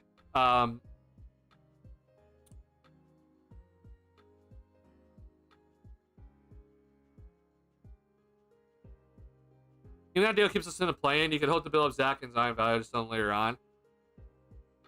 Maybe. It's just, I will say, right, like, at least then, like, you'll have both Zach and Zion. It's just then, was it worth it then getting rid of trading a future first and, like, you know, trading either one of Patrick Williams or, you know, Kobe or whatever? Was it worth it? I don't know. If obviously Zion becomes like a superstar again and then you trade him off for like 4 first-round picks, then yeah, but I don't know. I'd be very interested to see if that would be worth it. I don't know if it would be. If you were doing it, what center would you seek? It would definitely be like a center that is. I mean, I know Isaiah Hartenstein's not on the block, but like it would be like a him. Brook Lopez, right? Like, you need a guy that is a shot blocker but can also space the floor properly, because Zion is now technically like your center on offense, which is he's gonna be the guy on the interior the most. So you would need a shooting center as well as a shot blocking center, because Zion defensively is not really much of a, he's not really doing much anyway defensively. So yeah, I don't know who that would be. It's kind of hard to find like very efficient shooting centers that also block shots at a high rate right now. Hence what Brook Lopez is doing is fantastic. You do shot blocker if they're going to win well. Yeah, I completely agree. Zion is a risk with attitude and injury, but he has a face of league potential. He does, right? That's the reason why I'm just saying, just because of how it's all structured right now, this is why I think it would be worth it, personally. Go on this roster, besides maybe Montes is higher ceiling than Zion, so no reason not to think about it. Yeah, I agree. Like, I definitely agree. Like, if I'm able to trade Kobe and, like, Lonzo or whatever, like, just to get Zion, I think it's worth it. Honestly, you think it's swing for Cam Johnson and a tie ball, Mark Williams for a 3-and-E, maybe a D and a rim protector. Yeah, like that. You'd have to go and get like those specific guys, right? You would probably need to go get like a nice point guard too, because like, you know, as much as I love Zach, like I think you would need to make sure he's not always initiating the offense. And so you would need to go get like a point guard. It's like a nice, like, you know, good defensive point guard that can also like give you like 16 a night, and shoot the 3-ball effectively. You would, you know, I guess you're keeping Patrick Williams, and like that's your 3. But if you don't, then you need like guy Cam Johnson, on the wing, and then obviously you need a rim protector, right? But yeah, it would have to be like you gotta get like your Dorian Finney-Smiths of the world to come on in. Again, I would have to run the exact numbers, but I think you would have some money to work with. If you don't have necessarily money to work with, then at least you're just far away from the luxury tax. You'll have at least the entire mid-level exception to use. And yeah, I mean, personally, I don't mind it. Again, it's all dependent on Zion's health at the end of the day. We aren't a world player from winning anything. No, we're definitely not. Oh, we're definitely not. But it would be a swing for the fences that I think is actually like a calculated swing for the fences. Like there are miscalculated swing for the fences, but then I think this is more calculated, honestly. But yeah, the Hornets not gonna be Mark Williams, but like, you know, we're talking about like the type of guy, right, that we would need. Also, Robin, I just worry about the lack of size with that front court, but yeah. What about Isaiah Stewart? Isaiah Stewart's actually had like a really nice year, especially in terms of rim protection this year. I wouldn't oppose it either. It's just, again, lack of size. But maybe, yeah. Being 24 gives a lot of time to let our youngest develop next to him as well. Here's the thing, though, Britt. I'm not going to lie. I don't know how much time we actually have if we do this sort of deal. Like, in my opinion, I think that at most we'll have, like, at max, we're talking about Zion at his, well, like, you know, he's coming to the league and basically averaged, like, 20 off the bat. His second year, he's averaging 26, right, or 27. So we're talking about this level of Zion, right, where we're talking about like the guy that could be your franchise cornerstone. I don't know how much longer he has this in him, especially with all the injuries in him, or all the injuries that he's had to face so far this year, right? So at most, I think that we only have like 4 years. So like until he's like age 28, and so assuming that again this year is off the table.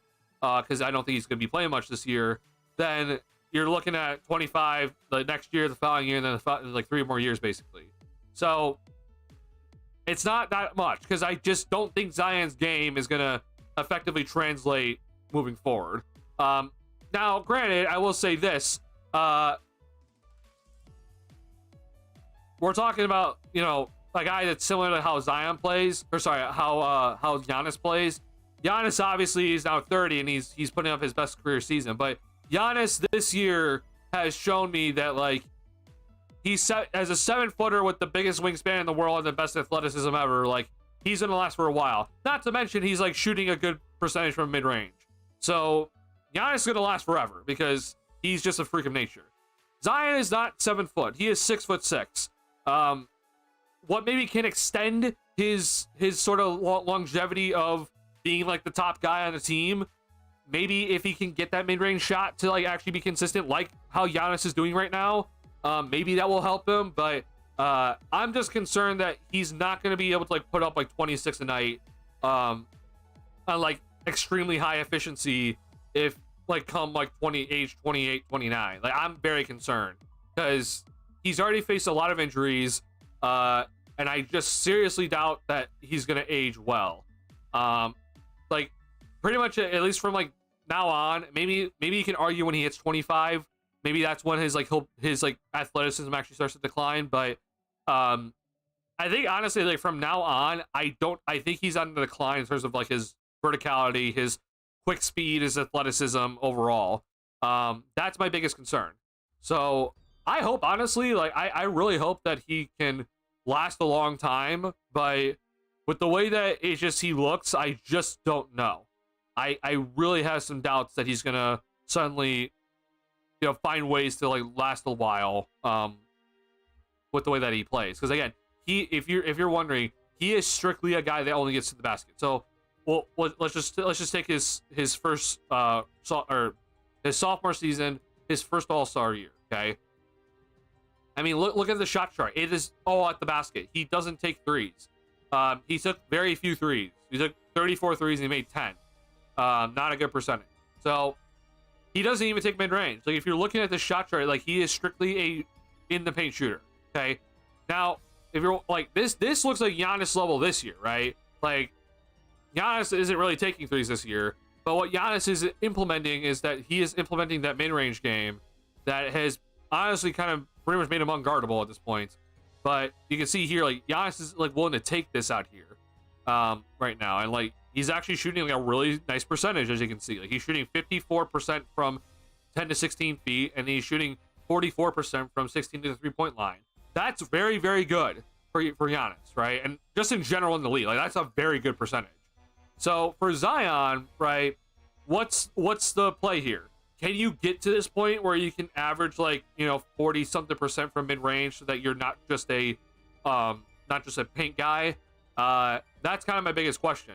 He is damn good in the paint though. He shoots like when he's at his best, he shoots 70% at the rim. He shoots 59% on layups, which is actually a little bit lower than I thought it would be. But he constantly gets so many dunks that he's shooting 91% on dunks.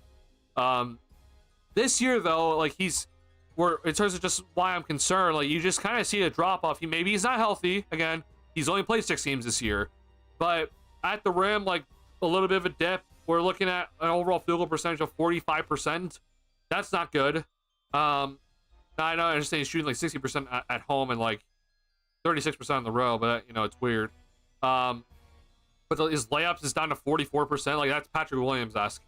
So I'm just concerned. Like, is he able to get back to his like full out potential of where he's going out and averaging 27 a night, or are we getting only 23 a night from Zion, which is not enough, right, to be like your main guy on a winning team? But again, like here's the shot chart. He just doesn't take threes. He doesn't take mid range. He just gets to the paint, and that's what he does. This year, if I'm not mistaken, he averaged like 26 points per game. So when he's right, he can definitely go and do it. But I don't know. I don't know if he's ever going to be right ever again. And even last year, where he actually played 70 games, like his efficiency was still through the roof. Like this is still very good efficiency. It's just he only averaged 23 a night. But I mean, still, like we're talking about 71% at the rim, 89% on dunks, like pretty good. Yeah, it's just overall thoughts.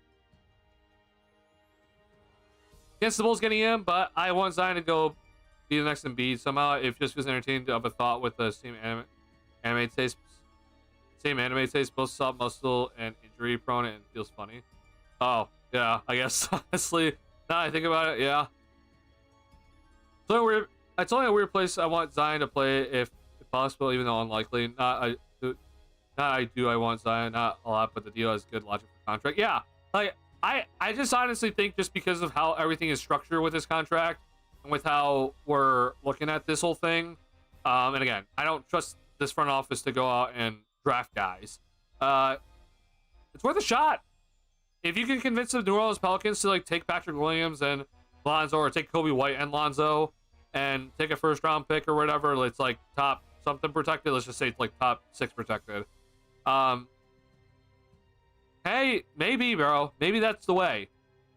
It's a serious risk, but if some way, somehow the Bulls win a champion, like let's just say for one magical season, the Bulls, and like let's say Zion is healthy for one season, and the Bulls go on this ridiculous run and they win the championship, it's all worth it, right? I know that's like a serious like shot in the dark, and it will probably never happen, but at least with this sort of plan, it gives you a shot, right? I think if you actually build the team around correctly, it gives you a shot. I don't trust the Bulls medical staff for obvious reasons, and I understand Zion's injury history has been really tragic, but at least like there's a legitimate shot that this is possible with Zion, and making that sort of deal. With the Bulls, if they don't make this sort of deal, then you're trading Zach, you're trading Vooch, and you're just straight up rebuilding from the start, which is probably a more, like, I don't know if it's necessarily guaranteed, but at least it's a more comforting way to go about things, right? There's less, I guess you would say there's less risk involved, but there's still obviously a risk going the rebuild route. This is obviously just like, hey, this is just a different way to potentially speed up things and go and win now. Levine, we've talked about with Zach. I think Zach has like 3 to 4 good years left in him. I understand injuries are also a concern for him, but let's just say, this is age 29 season. Like, let's say he has until age 33 season where he's averaging like, similar efficiency to similar points per game right now. So, yeah, I think it'd be a nice idea. That definitely mean a change of play style immediately, so he won't keep up to high pace fitness wise, surely. Though maybe helps Zion keep away for pace and space. So I think transition will obviously not change, right? If you have Zion in on the squad, transition's not going to change. He is very explosive in transition when he's right.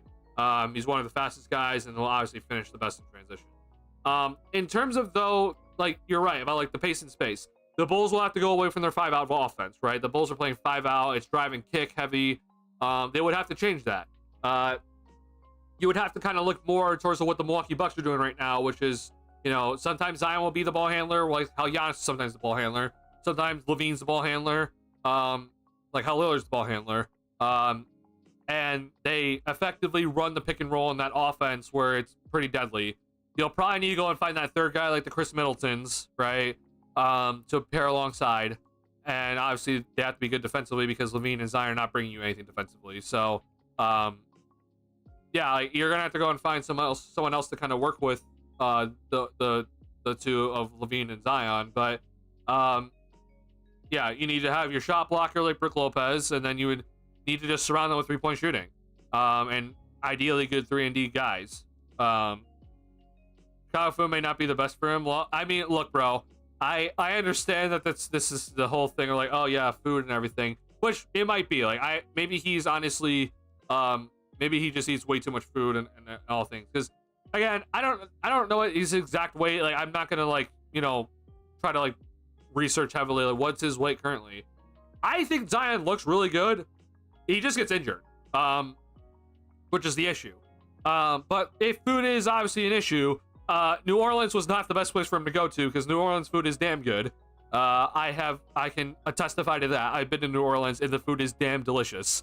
So I can attest to that. But yes, the Chicago food is also damn good. So that would also not be good for Zion. So again, there is this whole thing in his contract, right? That hey, if you don't play a certain amount of games, then you're not gonna you're not gonna get a lot of money, right? That's how this goes. He needs to obviously keep his weight in check, and yeah, that'll be interesting to see.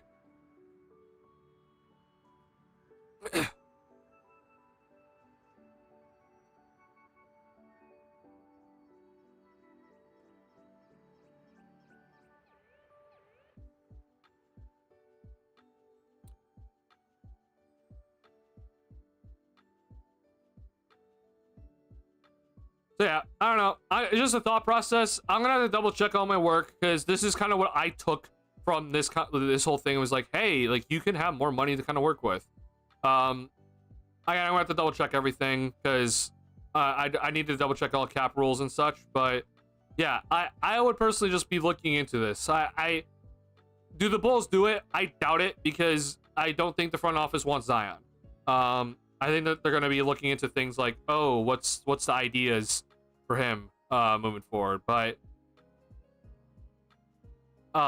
you know, health and you know what's his longevity looking at. But I personally would look at it.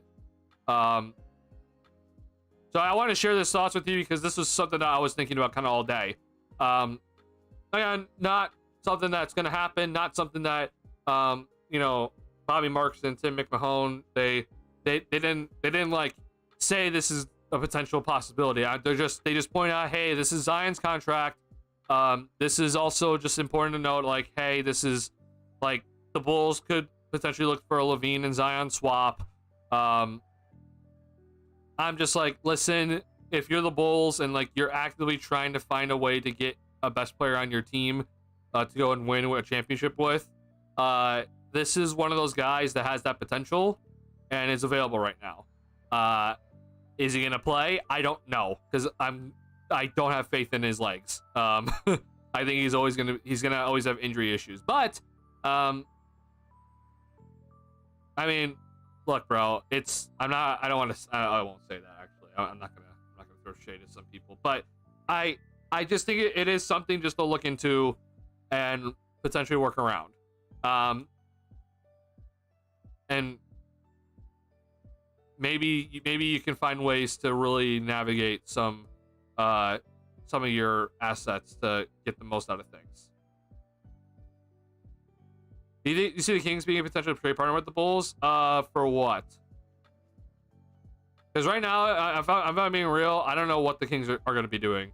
They don't like if they go and trade for Zach, they're ridiculous because we know that the DeRozan and Levine combo doesn't work.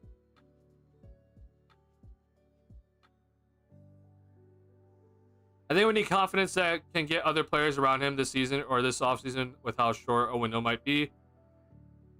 We need confidence that can get other players around. Yeah, that's the hard part to predict, obviously, but you would have to get seriously creative.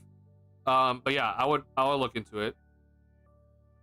Again, the Bulls will have their entire mid-level exception no matter what. So because the Bulls are not a luxury tax team, they'll have their entire mid-level exception to work with. So that's a player at least, or maybe it's two. With how, because again, the mid-level exception is going to increase because the salary cap is going to increase. So, yeah, just thoughts. Look at the Derrick Rose night coming up. We can talk about it for sure. But I don't know what to talk about, honestly. I was gonna do a pregame stream for that, but we can talk about it. If Fox ever goes up for grabs, that's something I could be keen for, even though it's a risk. He is bad in locker room crop. You know, is a risk. He is bad in locker rooms cropping up, or popping up. I just don't think the Bulls have enough to trade though.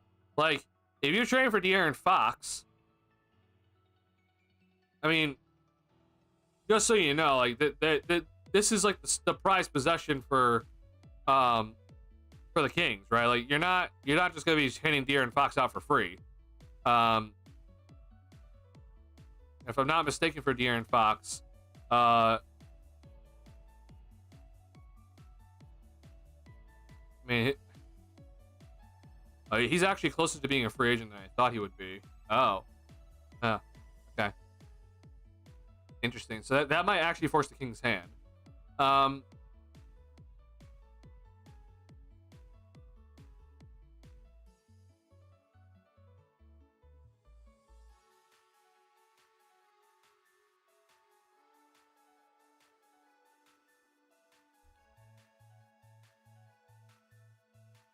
My issue is just I don't know why the Kings would accept this, but sure. I mean, we'll look into this.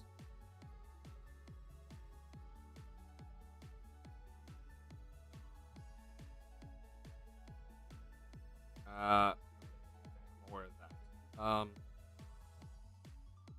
Sure. We'll just throw in Dale and Terry into the. Or hold on. Let me use that on a trade player exception because that's easier. Okay, sure. Well, maybe is this enough? Like, I have doubts, but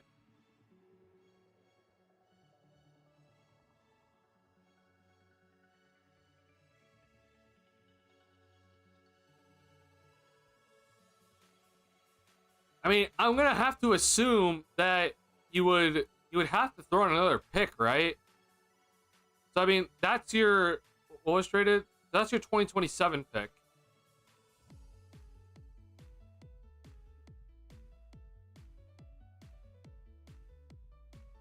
Wait, hold on. Oh wait, hold on. Sorry. Hold on. I messed this up. This is not correct. I messed it up. So it'll be your 2028 pick, and then it'll be your 2030, right? And this is just to make the money work, by the way. This is the Kings would have to waive some guys, which I don't know who they'd waive. Let's see. I mean, sure, we'll take Jordan McLaughlin. I think that won't mess things up. Yeah, this will work. Okay, so yeah, the Kings will have to waive one player after this deal. Sure. I don't know why. I don't know why the Kings would do this. I mean, if I'm the Bulls, I might throw this at them just to see. I like De'Aaron Fox. My biggest issue, though, with Fox is, like, can he be the best player on a championship-level team? I don't know. I do think that Fox and Levine is very interesting. I would be very interested in that backcourt. But I feel like you're then still kind of missing, like, the best player on a championship-level squad. And the only reason why I say that, like, I'm not denying that De'Aaron Fox is a damn good player. I think De'Aaron Fox is amazing. My only concern is just yet again is the whole short guard argument. In the history of the NBA, there have only been two short guards who have ever lead a team to an NBA championship. One is the Hall of Famer Isaiah Thomas of the Detroit Pistons. The other is Steph Curry with the Golden State Warriors. And you can argue that out of the 4 championships, he was only the leader of 2 of them, or the best player in 2 of them. Kevin Durant was the best player in the other 2. So That's like my only concern, honestly. It's just like, can De'Aaron Fox be your best player on a championship level squad? Now, if you're wondering though about like points per game, like De'Aaron Fox has been phenomenal the past 3 seasons in terms of overall efficiency and points per game. He's increasing his 3-point attempts, right? He's not just like only a 2-point shooter. He's increasing his 3-point attempts. This year though, he's not shooting that great. Like, he shot 37% last year on a career high 7.8 attempts per game. This year he's only shooting 6.3 attempts per game on 32.5% from 3. I would like to see that just increase just a tad more, both percentage and attempts. But I mean, we're talking about a guy that gets a steal and a half per game. He averages 6 assists per game on 26 points per game, right? Very efficient for a guard. He shoots like 46% at bare minimum. Well, he's usually in the 48%.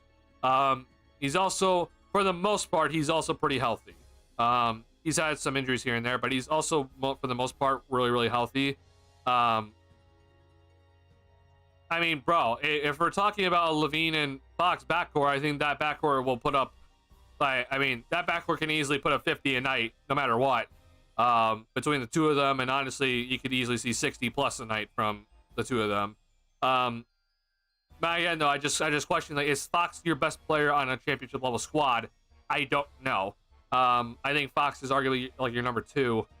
He kind of needs a Giannis, right? Like, if, let's say, De'Aaron Fox and Giannis Antetokounmpo paired up, I think that would be one hell of a pairing. And yeah, like, you have your best player in Giannis, and De'Aaron Fox is like the best, one of the best Robins in the NBA, like Kyrie Irving is.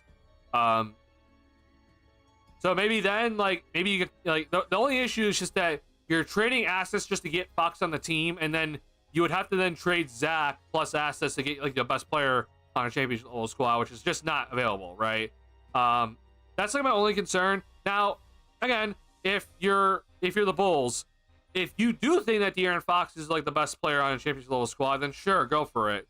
I would just be hesitant personally to do it, because then the other idea would be to go and you would try to see if the LaVine and Fox combo works, and then you could trade Zach for other assets later, and then use those assets to go get a second best player, right? That would kind of be the road to it. Do the Kings accept this deal that I just drew up though? Lonzo Ball, Kobe White, Dalen Terry, 2 first-round picks, no protections for De'Aaron Fox and Jordan McLaughlin. Do the Kings accept that? Again, we talk about your prized possession here. If you're the Sacramento Kings, you're talking about like the guy.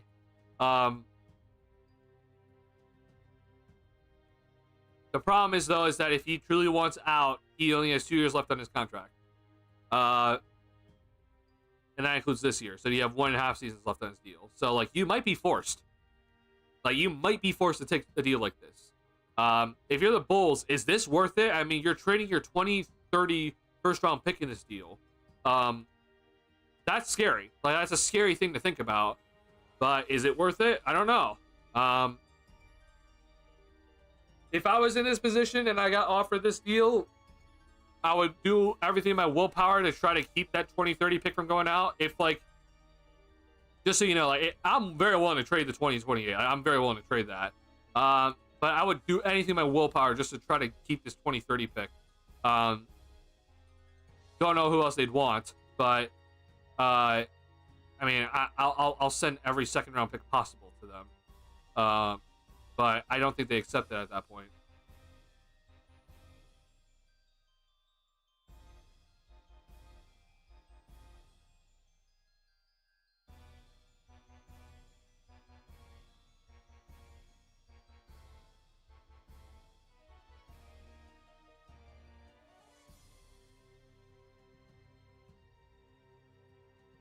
Yeah, sure. I'd say I do this. Try to see if we can win with Fox and LaVine, and you know, you'd have to do a lot of work after, right? But you need to obviously Vuce can't be on the squad. I mean, this is your active roster after, so like, you're keeping Pat. So I mean, he's at least one of your forwards moving forward. This would relegate Giddey to being like your other forward for the time being. Maybe you trade Giddey for something else. And obviously Buzelis can Do whatever. Chris Duarte cannot be reacquired. Yeah, I just be questioning what the Bulls would have left to work with to kind of round out the rest of the team. Because then you're trading two first round picks just to get Fox on the squad. You're trading Kobe just to get Fox on the squad. So then you got to get rid of Vooch's contract. You got to get rid of Javon Carter's contract. Because then so Levine and Fox basically make up what, 80 million. And so then factoring like Io's 7, like 87, Jonas Smith's 8. So we're at what, 96? Uzel's is 5, so we're at 101. You'd have some money to work with. Oh, I forgot P. Will's oh God. Okay. So you'd be at like 100. You'd be at 120. Let's just say. And this is just assuming that you're able to get Vooch's contract off the books. You'd have maybe some cap space to work with, and then you gotta figure out what to do with like Giddey, right? Because like this is just assuming that Josh Giddey is just a restricted free agent.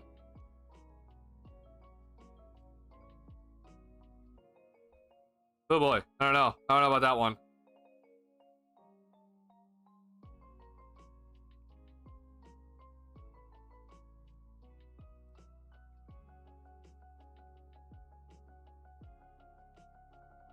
Well, we'll get to Derrick Rose tonight. Pels have had to add more along with Zion to get Zach. I saw that just because of Zach's trade kicker, but I was doing the whole trade as if we're not trading Zach for Zion. We're trading younger players for Zion to try to win now, right? Because in my opinion, it doesn't make sense to go trade for Zion for a rebuild. Like, he's already who he is. In my opinion, he's only gonna get worse. So I don't think he's gonna get better. I understand he's only 24, but it's like I don't think he's gonna get better. I think he's just gonna get worse. So I would personally be looking to, like, if I'm trading for Zion, I'm trying to win now. I'm not trying to wait. I don't know why either. Just those rumors of unhappy, etc. That could always be a smokescreen. It is also important to note that Fox is a Clutch client, so it could definitely be a smokescreen that Clutch stuff gets leaked out.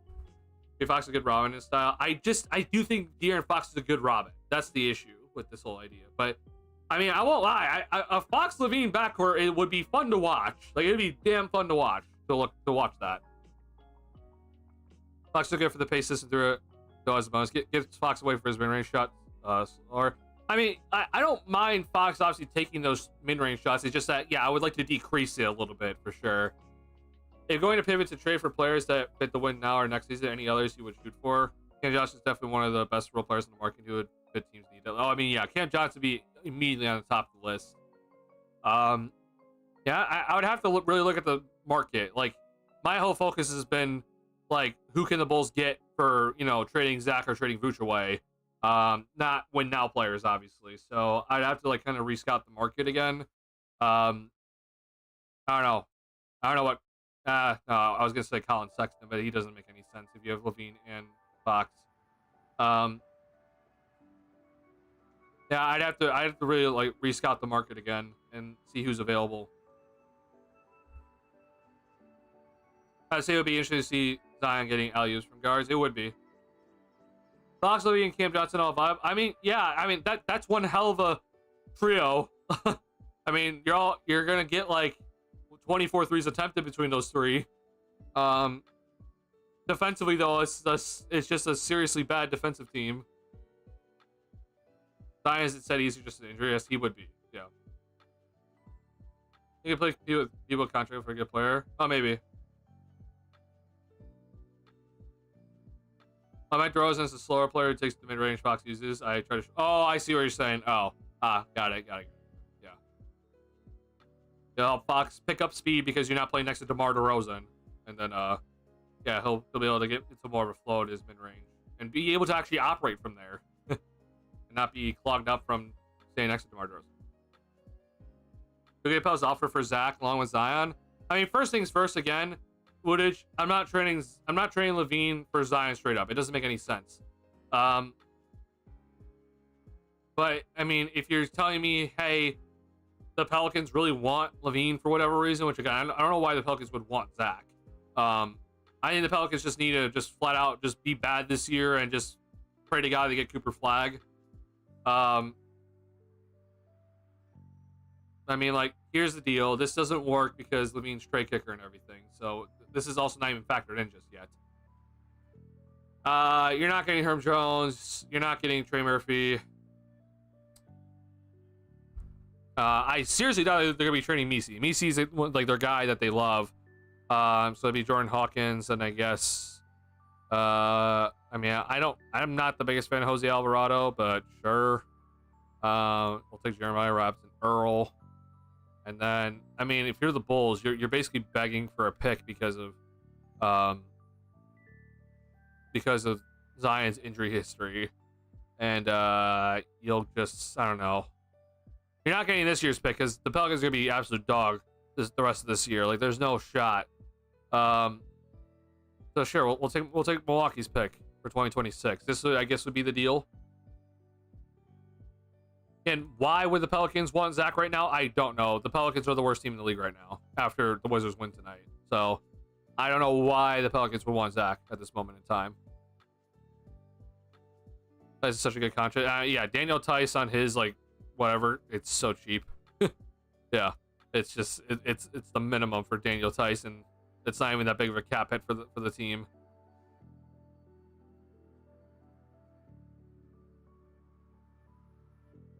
Could bring back Javante. I mean, sure, that'd be fun.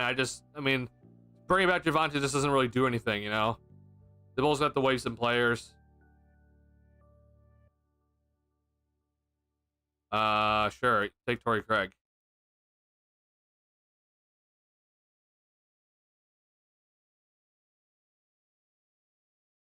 Yeah, again, I don't know why, I just don't know why the Pelicans would do this.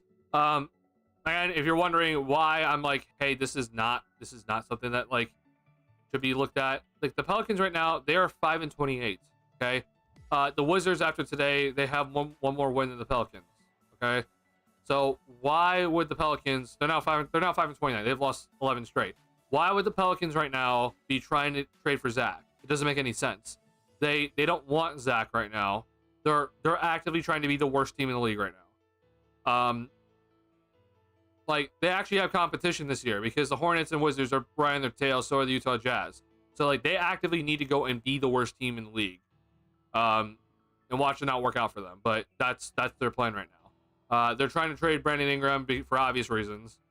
And so they're going to probably have to trade CJ McCollum and DeJounte Murray, even though they just traded for DeJounte Murray. So, yeah.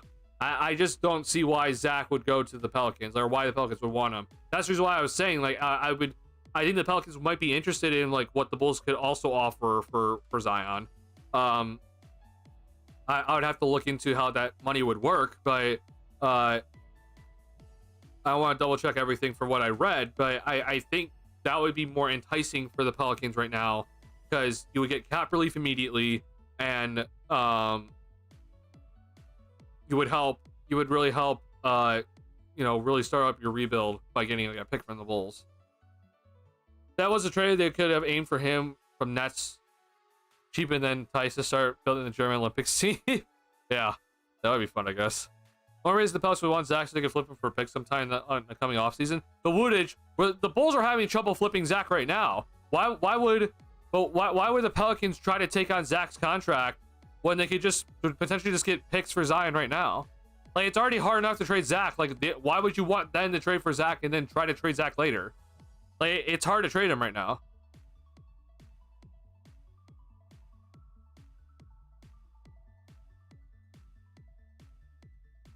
I know it means want BI, but I bet he would also be cheap value. But BI is if get him on a smaller contract. Oh, I see what you're saying. Let me bring up something for you that I bookmarked today, because I was heavily interested in just kind of looking at stats. So this is not updated because this was posted the day after Christmas, but I just want you guys just to look at this for a real quick second, okay? So here's Zach LaVine compared to Brandon Ingram. Now, if you ask some people, Brandon Ingram is the better player for some people. Like, I don't know why you would think such a thing.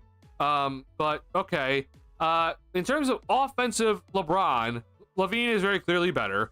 In terms of rim shot making, LaVine is better. In terms of mid-range shot making, Brandon Ingram's been better, and he always just has been. But LaVine isn't bad. I mean, he's 92nd percentile. There's a three-point shot making, Zach is clearly better. There's a playmaking talent, Brandon Ingram's always been better. I don't think Zach is bad, though. I mean, he's ranked 58th out of 394 people.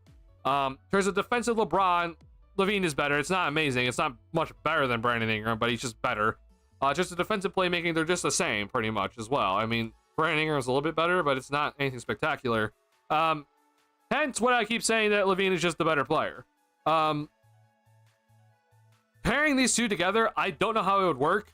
I would argue that it's just a similar, like, oh, you have a almost like a DeMar DeRozan situation again, except that BI actually is sort of willing to shoot threes, but BI is heavily reliant on mid-range shot. Like, he is like super heavily reliant on it. I mean, if I'm able to get Brandon Ingram for like hella cheap, then sure, but I don't think that's gonna happen. I think some team will pay him at least something.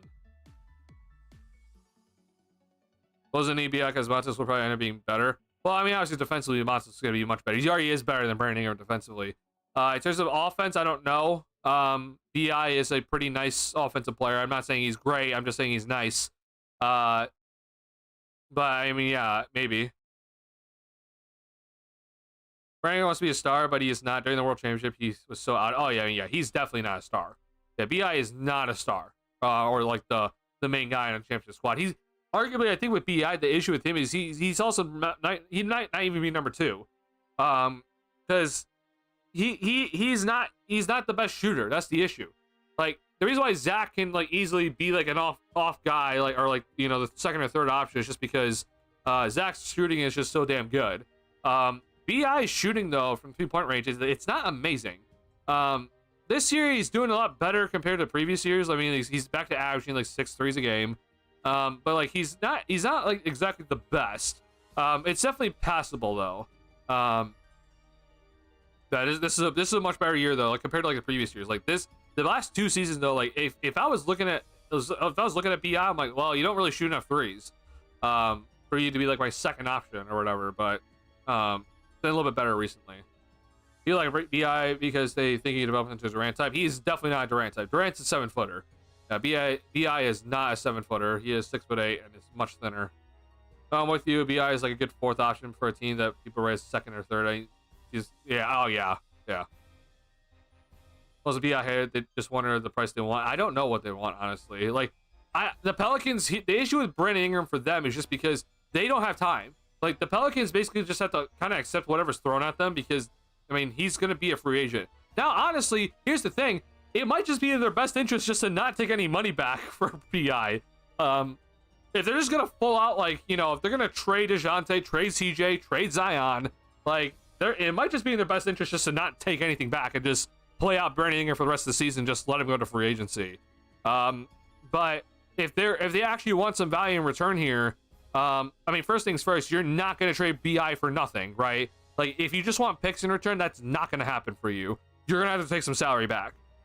Ideally, though, if you're the Pelicans, it has to be expiring salary. So I don't know who that team's going to be. It's not going to be the Warriors, and it's obviously not going to be the Bulls. So, yeah, I don't know. I don't know who that would be if I'm the Pelicans. Like, can I get an expiring salary and like some sort of draft capital for BI, and so I don't have to take back any sort of future salary for him? Don't know if that's possible, but sure, go look. I personally think that when it comes to BI, I mean, look, bro, I may be one of the biggest Zach LaVine fans, but if I'm personally choosing between Brandon Ingram and Zach LaVine, I am choosing Zach LaVine, not just because I think he's the better player, but just also due to the contract, knowing that if I'm trading for BI, it's a 2-month rental, honestly. With Zach, at least I know I have him for next season, so I'm not scared of like, oh, I gotta trade him again, or if I just traded all my future assets away for half a season for a player. If Pels fire sale, I would actually want Murray more than Zion or BI. I agree. I would love DeJounte Murray, especially on this new contract that he just signed. I would love DeJounte Murray to get on the squad. I wanted DeJounte Murray really badly when he was in the initial trade rumors before he got traded to the Hawks. Like, I was dead set. Like, if we got Murray and LaVine in the backcourt, then we just got to find that superstar and we're cooking. That obviously didn't happen. But yeah, I would love DeJounte Murray. This is before Lonzo was on the squad. But yeah, I would love DeJounte Murray to come onto this team. Immediately, bro. I love DeJounte. I know DeJounte's kind of weird. I know he has a weird personality, but I would personally take him immediately. Just make sure that he's not in like a heavy scoring role, right? We saw kind of with Atlanta because he was like the #2 option. Like his defense kind of fell off a little bit, or kind of a lot, honestly. If you put DeJounte back in the point guard role and make sure that he's playing, you know, he's in the spot where he can just kind of focus on defense, he'll be successful again. I don't need him though scoring a ton of points. Like that's the issue. That was the issue in Atlanta. Like he was a #2 option, had to play off ball and try to kind of fit himself into Trae Young's style, and I think that kind of messed him up. Where like a lot of the offense was like dependent on him. So like, if you can make sure that he's in a role where he's not doing that, at most he's the 3rd option. Ideally he's kind of like the 4th, which that's hard to do with his contract. But let's just say he's the 3rd option, and he can focus more on defense. Then yeah, you're in a good spot. Try to get Trey Murphy, but oh yeah, Trey Murphy's not available. They're not going to let Trey Murphy become available. Herb Jones, Trey Murphy, and Tice would be my favorite guests from the Pelicans if available. With Trey the 1st option and 4th Murray. Yeah, I would love Trey Murphy personally. That's not available. Herb Jones is probably also not available for that cheap of a deal. Those are just guys that they're just willing to keep. So I think Trey's are only untouchable at the moment, or is it Herb Jones? If I had to choose an untouchable, it would be Trey Murphy because he's under contract for much longer. So I would just not be trading him whatsoever. He's also interested. Yeah, they're not trading Misi. Rookie, having a damn good rookie season. Arguably the 2nd best rookie so far. I'm not trading Misi either. Again, you're trying to be bad. So, feel for the Palace. They have so many good bits to put around a star, but have 3 high-paid players, even before Murray, that are just injuries and poorly chosen in a sense for risk-wise. Oh, yeah. The problem with the way that the roster is built is that I think, unfortunately, you have guys out of position. Like, I don't think McCollum, like, and this is before the Murray trade, I don't think McCollum is a point guard. Like, I really think CJ McCollum is a 2 guard. And like, I didn't really like the trade. When I saw it work out, like, I kind of like, I didn't mind it at the end of the day, but I didn't really like it. I didn't really understand it because I think Williamson and Ingram both need defenders around them, and you didn't get a defender in McCollum. And he's not a point guard, so I didn't really understand it. The Murray trade, though, made a lot of sense. Like, DeJounte Murray next to Zion and BI, and I guess also CJ McCollum. That made a lot of sense. But yeah, you then, like, you look around, like, you have Herb Jones, you have Trey Murphy, you had other guys, too. Like, you would think that they would have success, but obviously Zion's injury just killed them. But this year, honestly, for the Pelicans, it is a year from hell. Like, it is an insane year from hell. Everyone's injured. No one's playing well. I mean, we're talking about injuries from like top to bottom with this team, and now it's just time. Like it's just time to like accept that you're bad this year. Go get Cooper Flag and try to reset. Reset your money, right? It sucks, but I mean, this is just a reality situation. BI's a free agent. Senior's gonna be a free agent after next season, so it's like you gotta make decisions now.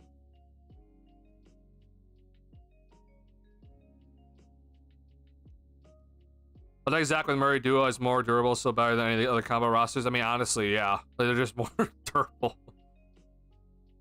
Fellas probably want to go into next season with Corey Misi, Trey, Herb Jones, and whoever they drop. Yeah, that's the plan. Yeah, it's whatever you can get back in any of these trades. So when you trade CJ, like whatever young players you get back, trade DeJounte, whatever players you get back, right? Same thing with Zion and BI. Obviously use the draft capital that you got to draft certain guys. Yeah, that's the plan for the Pelicans, honestly. Because again, if you're wondering about the Pelicans and like their future draft issues, like they haven't traded anything. Like they got this Milwaukee pick. I don't exactly know how this. I have to read this. Hold on. Crap. I hate when I have to do this. This doesn't make sense to me, so I always have to go to real GM. Nope, not detailed. That's way too confusing. There we go.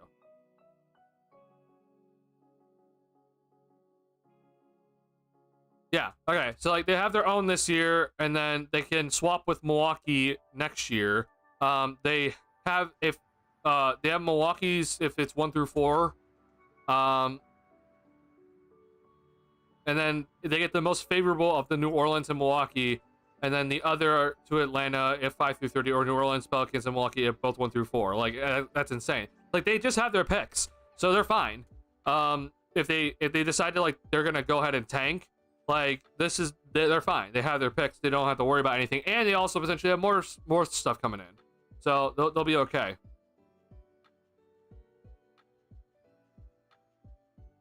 CJ was a 2 in Portland. He was, yeah. I just think CJ is, no matter where he's supposed to be, like he should be just a shooting guard. I don't think he's your point guard. Fellas also do it from the start, not actually have you center depth if one of their 2 cheap ones get injured. Oh, that is also true. Yeah, but I mean, either way though, we would never know just due to the lack of stars, right, being available. Because I know you're not a fan, but he would be the best defender, even short to me for the roster. He's a good locker room. But I overall I love the whole Grand Theft Alvarado. I think it's a great nickname. But like I unfortunately think that he sort of was getting like the Caruso rep. I'm like, listen, there's a big difference between Jose Alvarado and Alex Caruso. Love Alvarado in a sense. I mean, I love the nickname. I think it's interesting. But I personally would not be looking to going after Alvarado by any means. He is a very limited player, has to come off the bench, kind of has to guard guys that Javon Carter only guards. So yeah, like if you're facing Trae Young every night, then yeah, I would love Jose Alvarado on my team. I know I can put him on Trae Young and he'll be an absolute pest against Trae Young. But he's not gonna be guarding any other guys. That player always be happy to have around him in the contract. I mean, yeah, if he's on a minimum, then sure, yeah, we'll take him.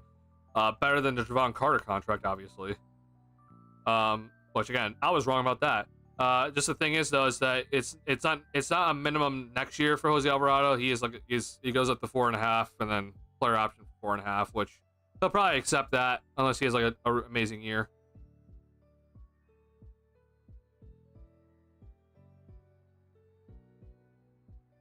I was gonna say ACB has toughness. Let's call it for defense. I think he would fit Nets at the moment. Hustle effort. Oh, I agree. He'll fit the Nets right now. Like he'd be a perfect guy to go play for the Nets right now. Don't know how you'll get there honestly, and what that would cost them. But yeah, that was one experience in Lonzo getting Duarte. I mean, yeah, that's an idea.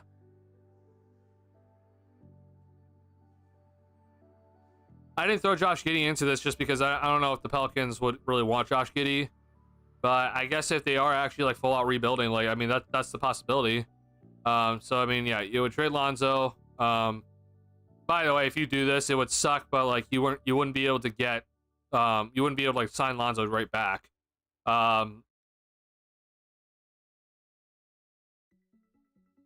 see. Yeah, I think money wise, yeah, this would actually work money wise.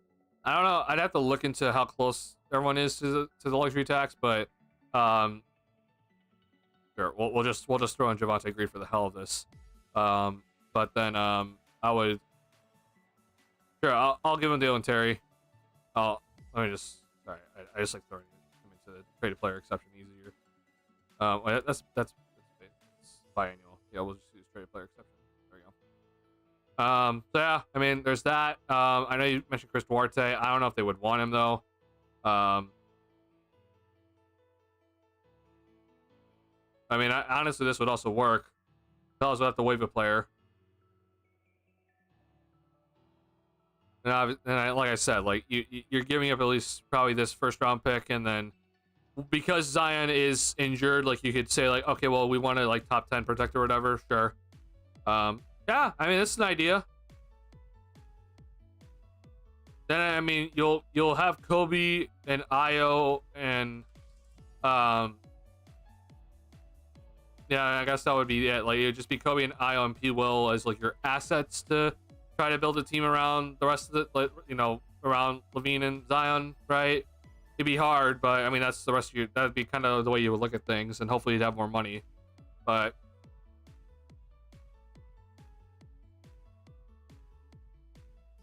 yeah, I mean I'm down for this.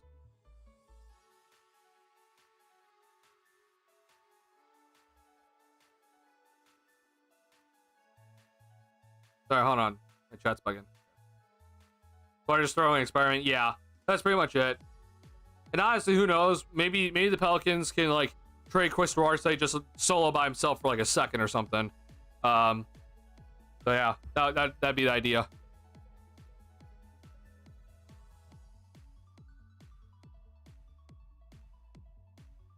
All right. That is going to be the stream though for tonight. Hold on one second.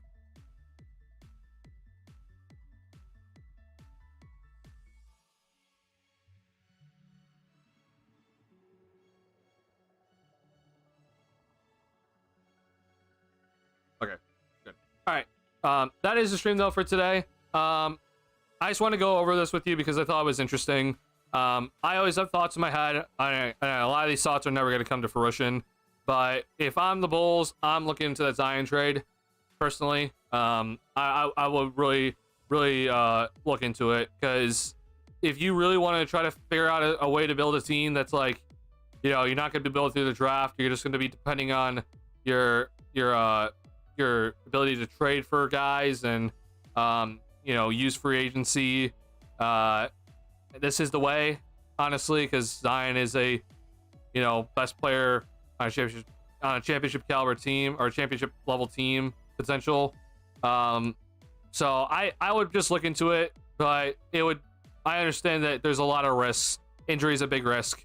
The De'Aaron Fox idea is also, I won't lie to you guys, I mean, I was not thinking about that at all today, but that is also very interesting. Again, you would have to, at bare minimum, you're trading at least 2 first-round picks for De'Aaron Fox, and one of them's probably your 2030 pick. That's scary. Personally, that would be a very scary idea, but the Kings might have to make a decision soon, and just due to the fact that the Kings front office put it past them to do something like that, where they just randomly just decide to trade De'Aaron Fox for like some okay-ish players and 2 first-round picks, and that's it. It would be a pretty dumb decision, but I mean, hey, if that's a way to get De'Aaron Fox.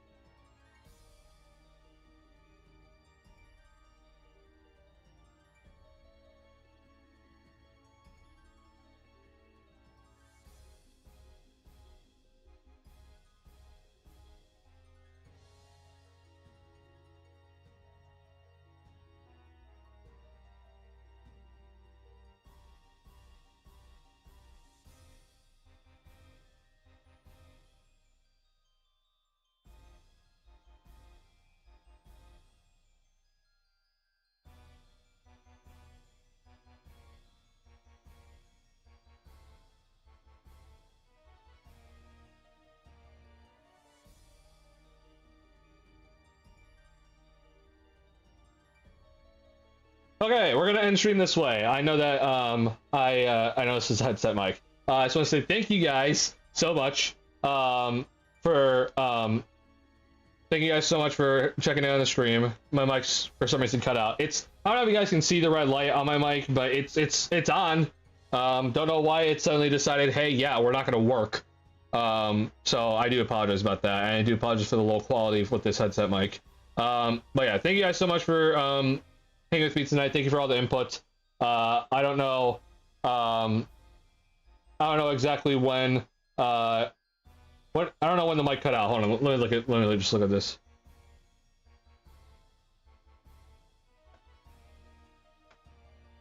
Which I eventually cut. Okay. All right. If you guys did not hear, just so, because again, I don't know when my mic cut out. Bulls do not play until Saturday. Okay. Saturday is going to be Derrick Rose night. So the plan is that I will be streaming. I'll be doing a pregame stream, but sometime between 6 and 7 p.m. For Derrick Rose night. So we'll be talking about Derrick Rose night for that in the pregame stream. I know I didn't get to talk about it much tonight, but we'll be talking about Derrick Rose between 6 and 7 for pregame stream. After that, it'll be typical postgame for the Bulls after that game, and we'll move on from there. Once again, though, I just want to say thank you for hanging out. Thank you for hanging out with me tonight. If you have not already hit the like button on the stream, please do. Whether you're watching the VOD or if you're watching right now, please, if you're not hit the like button, please do. It helps me out a ton. Thank you for watching the stream tonight. Thank you for hanging with me, and I'll see you guys on Saturday for a big night as we have Derrick Rose night to celebrate with everyone. All right, y'all. Peace out, y'all.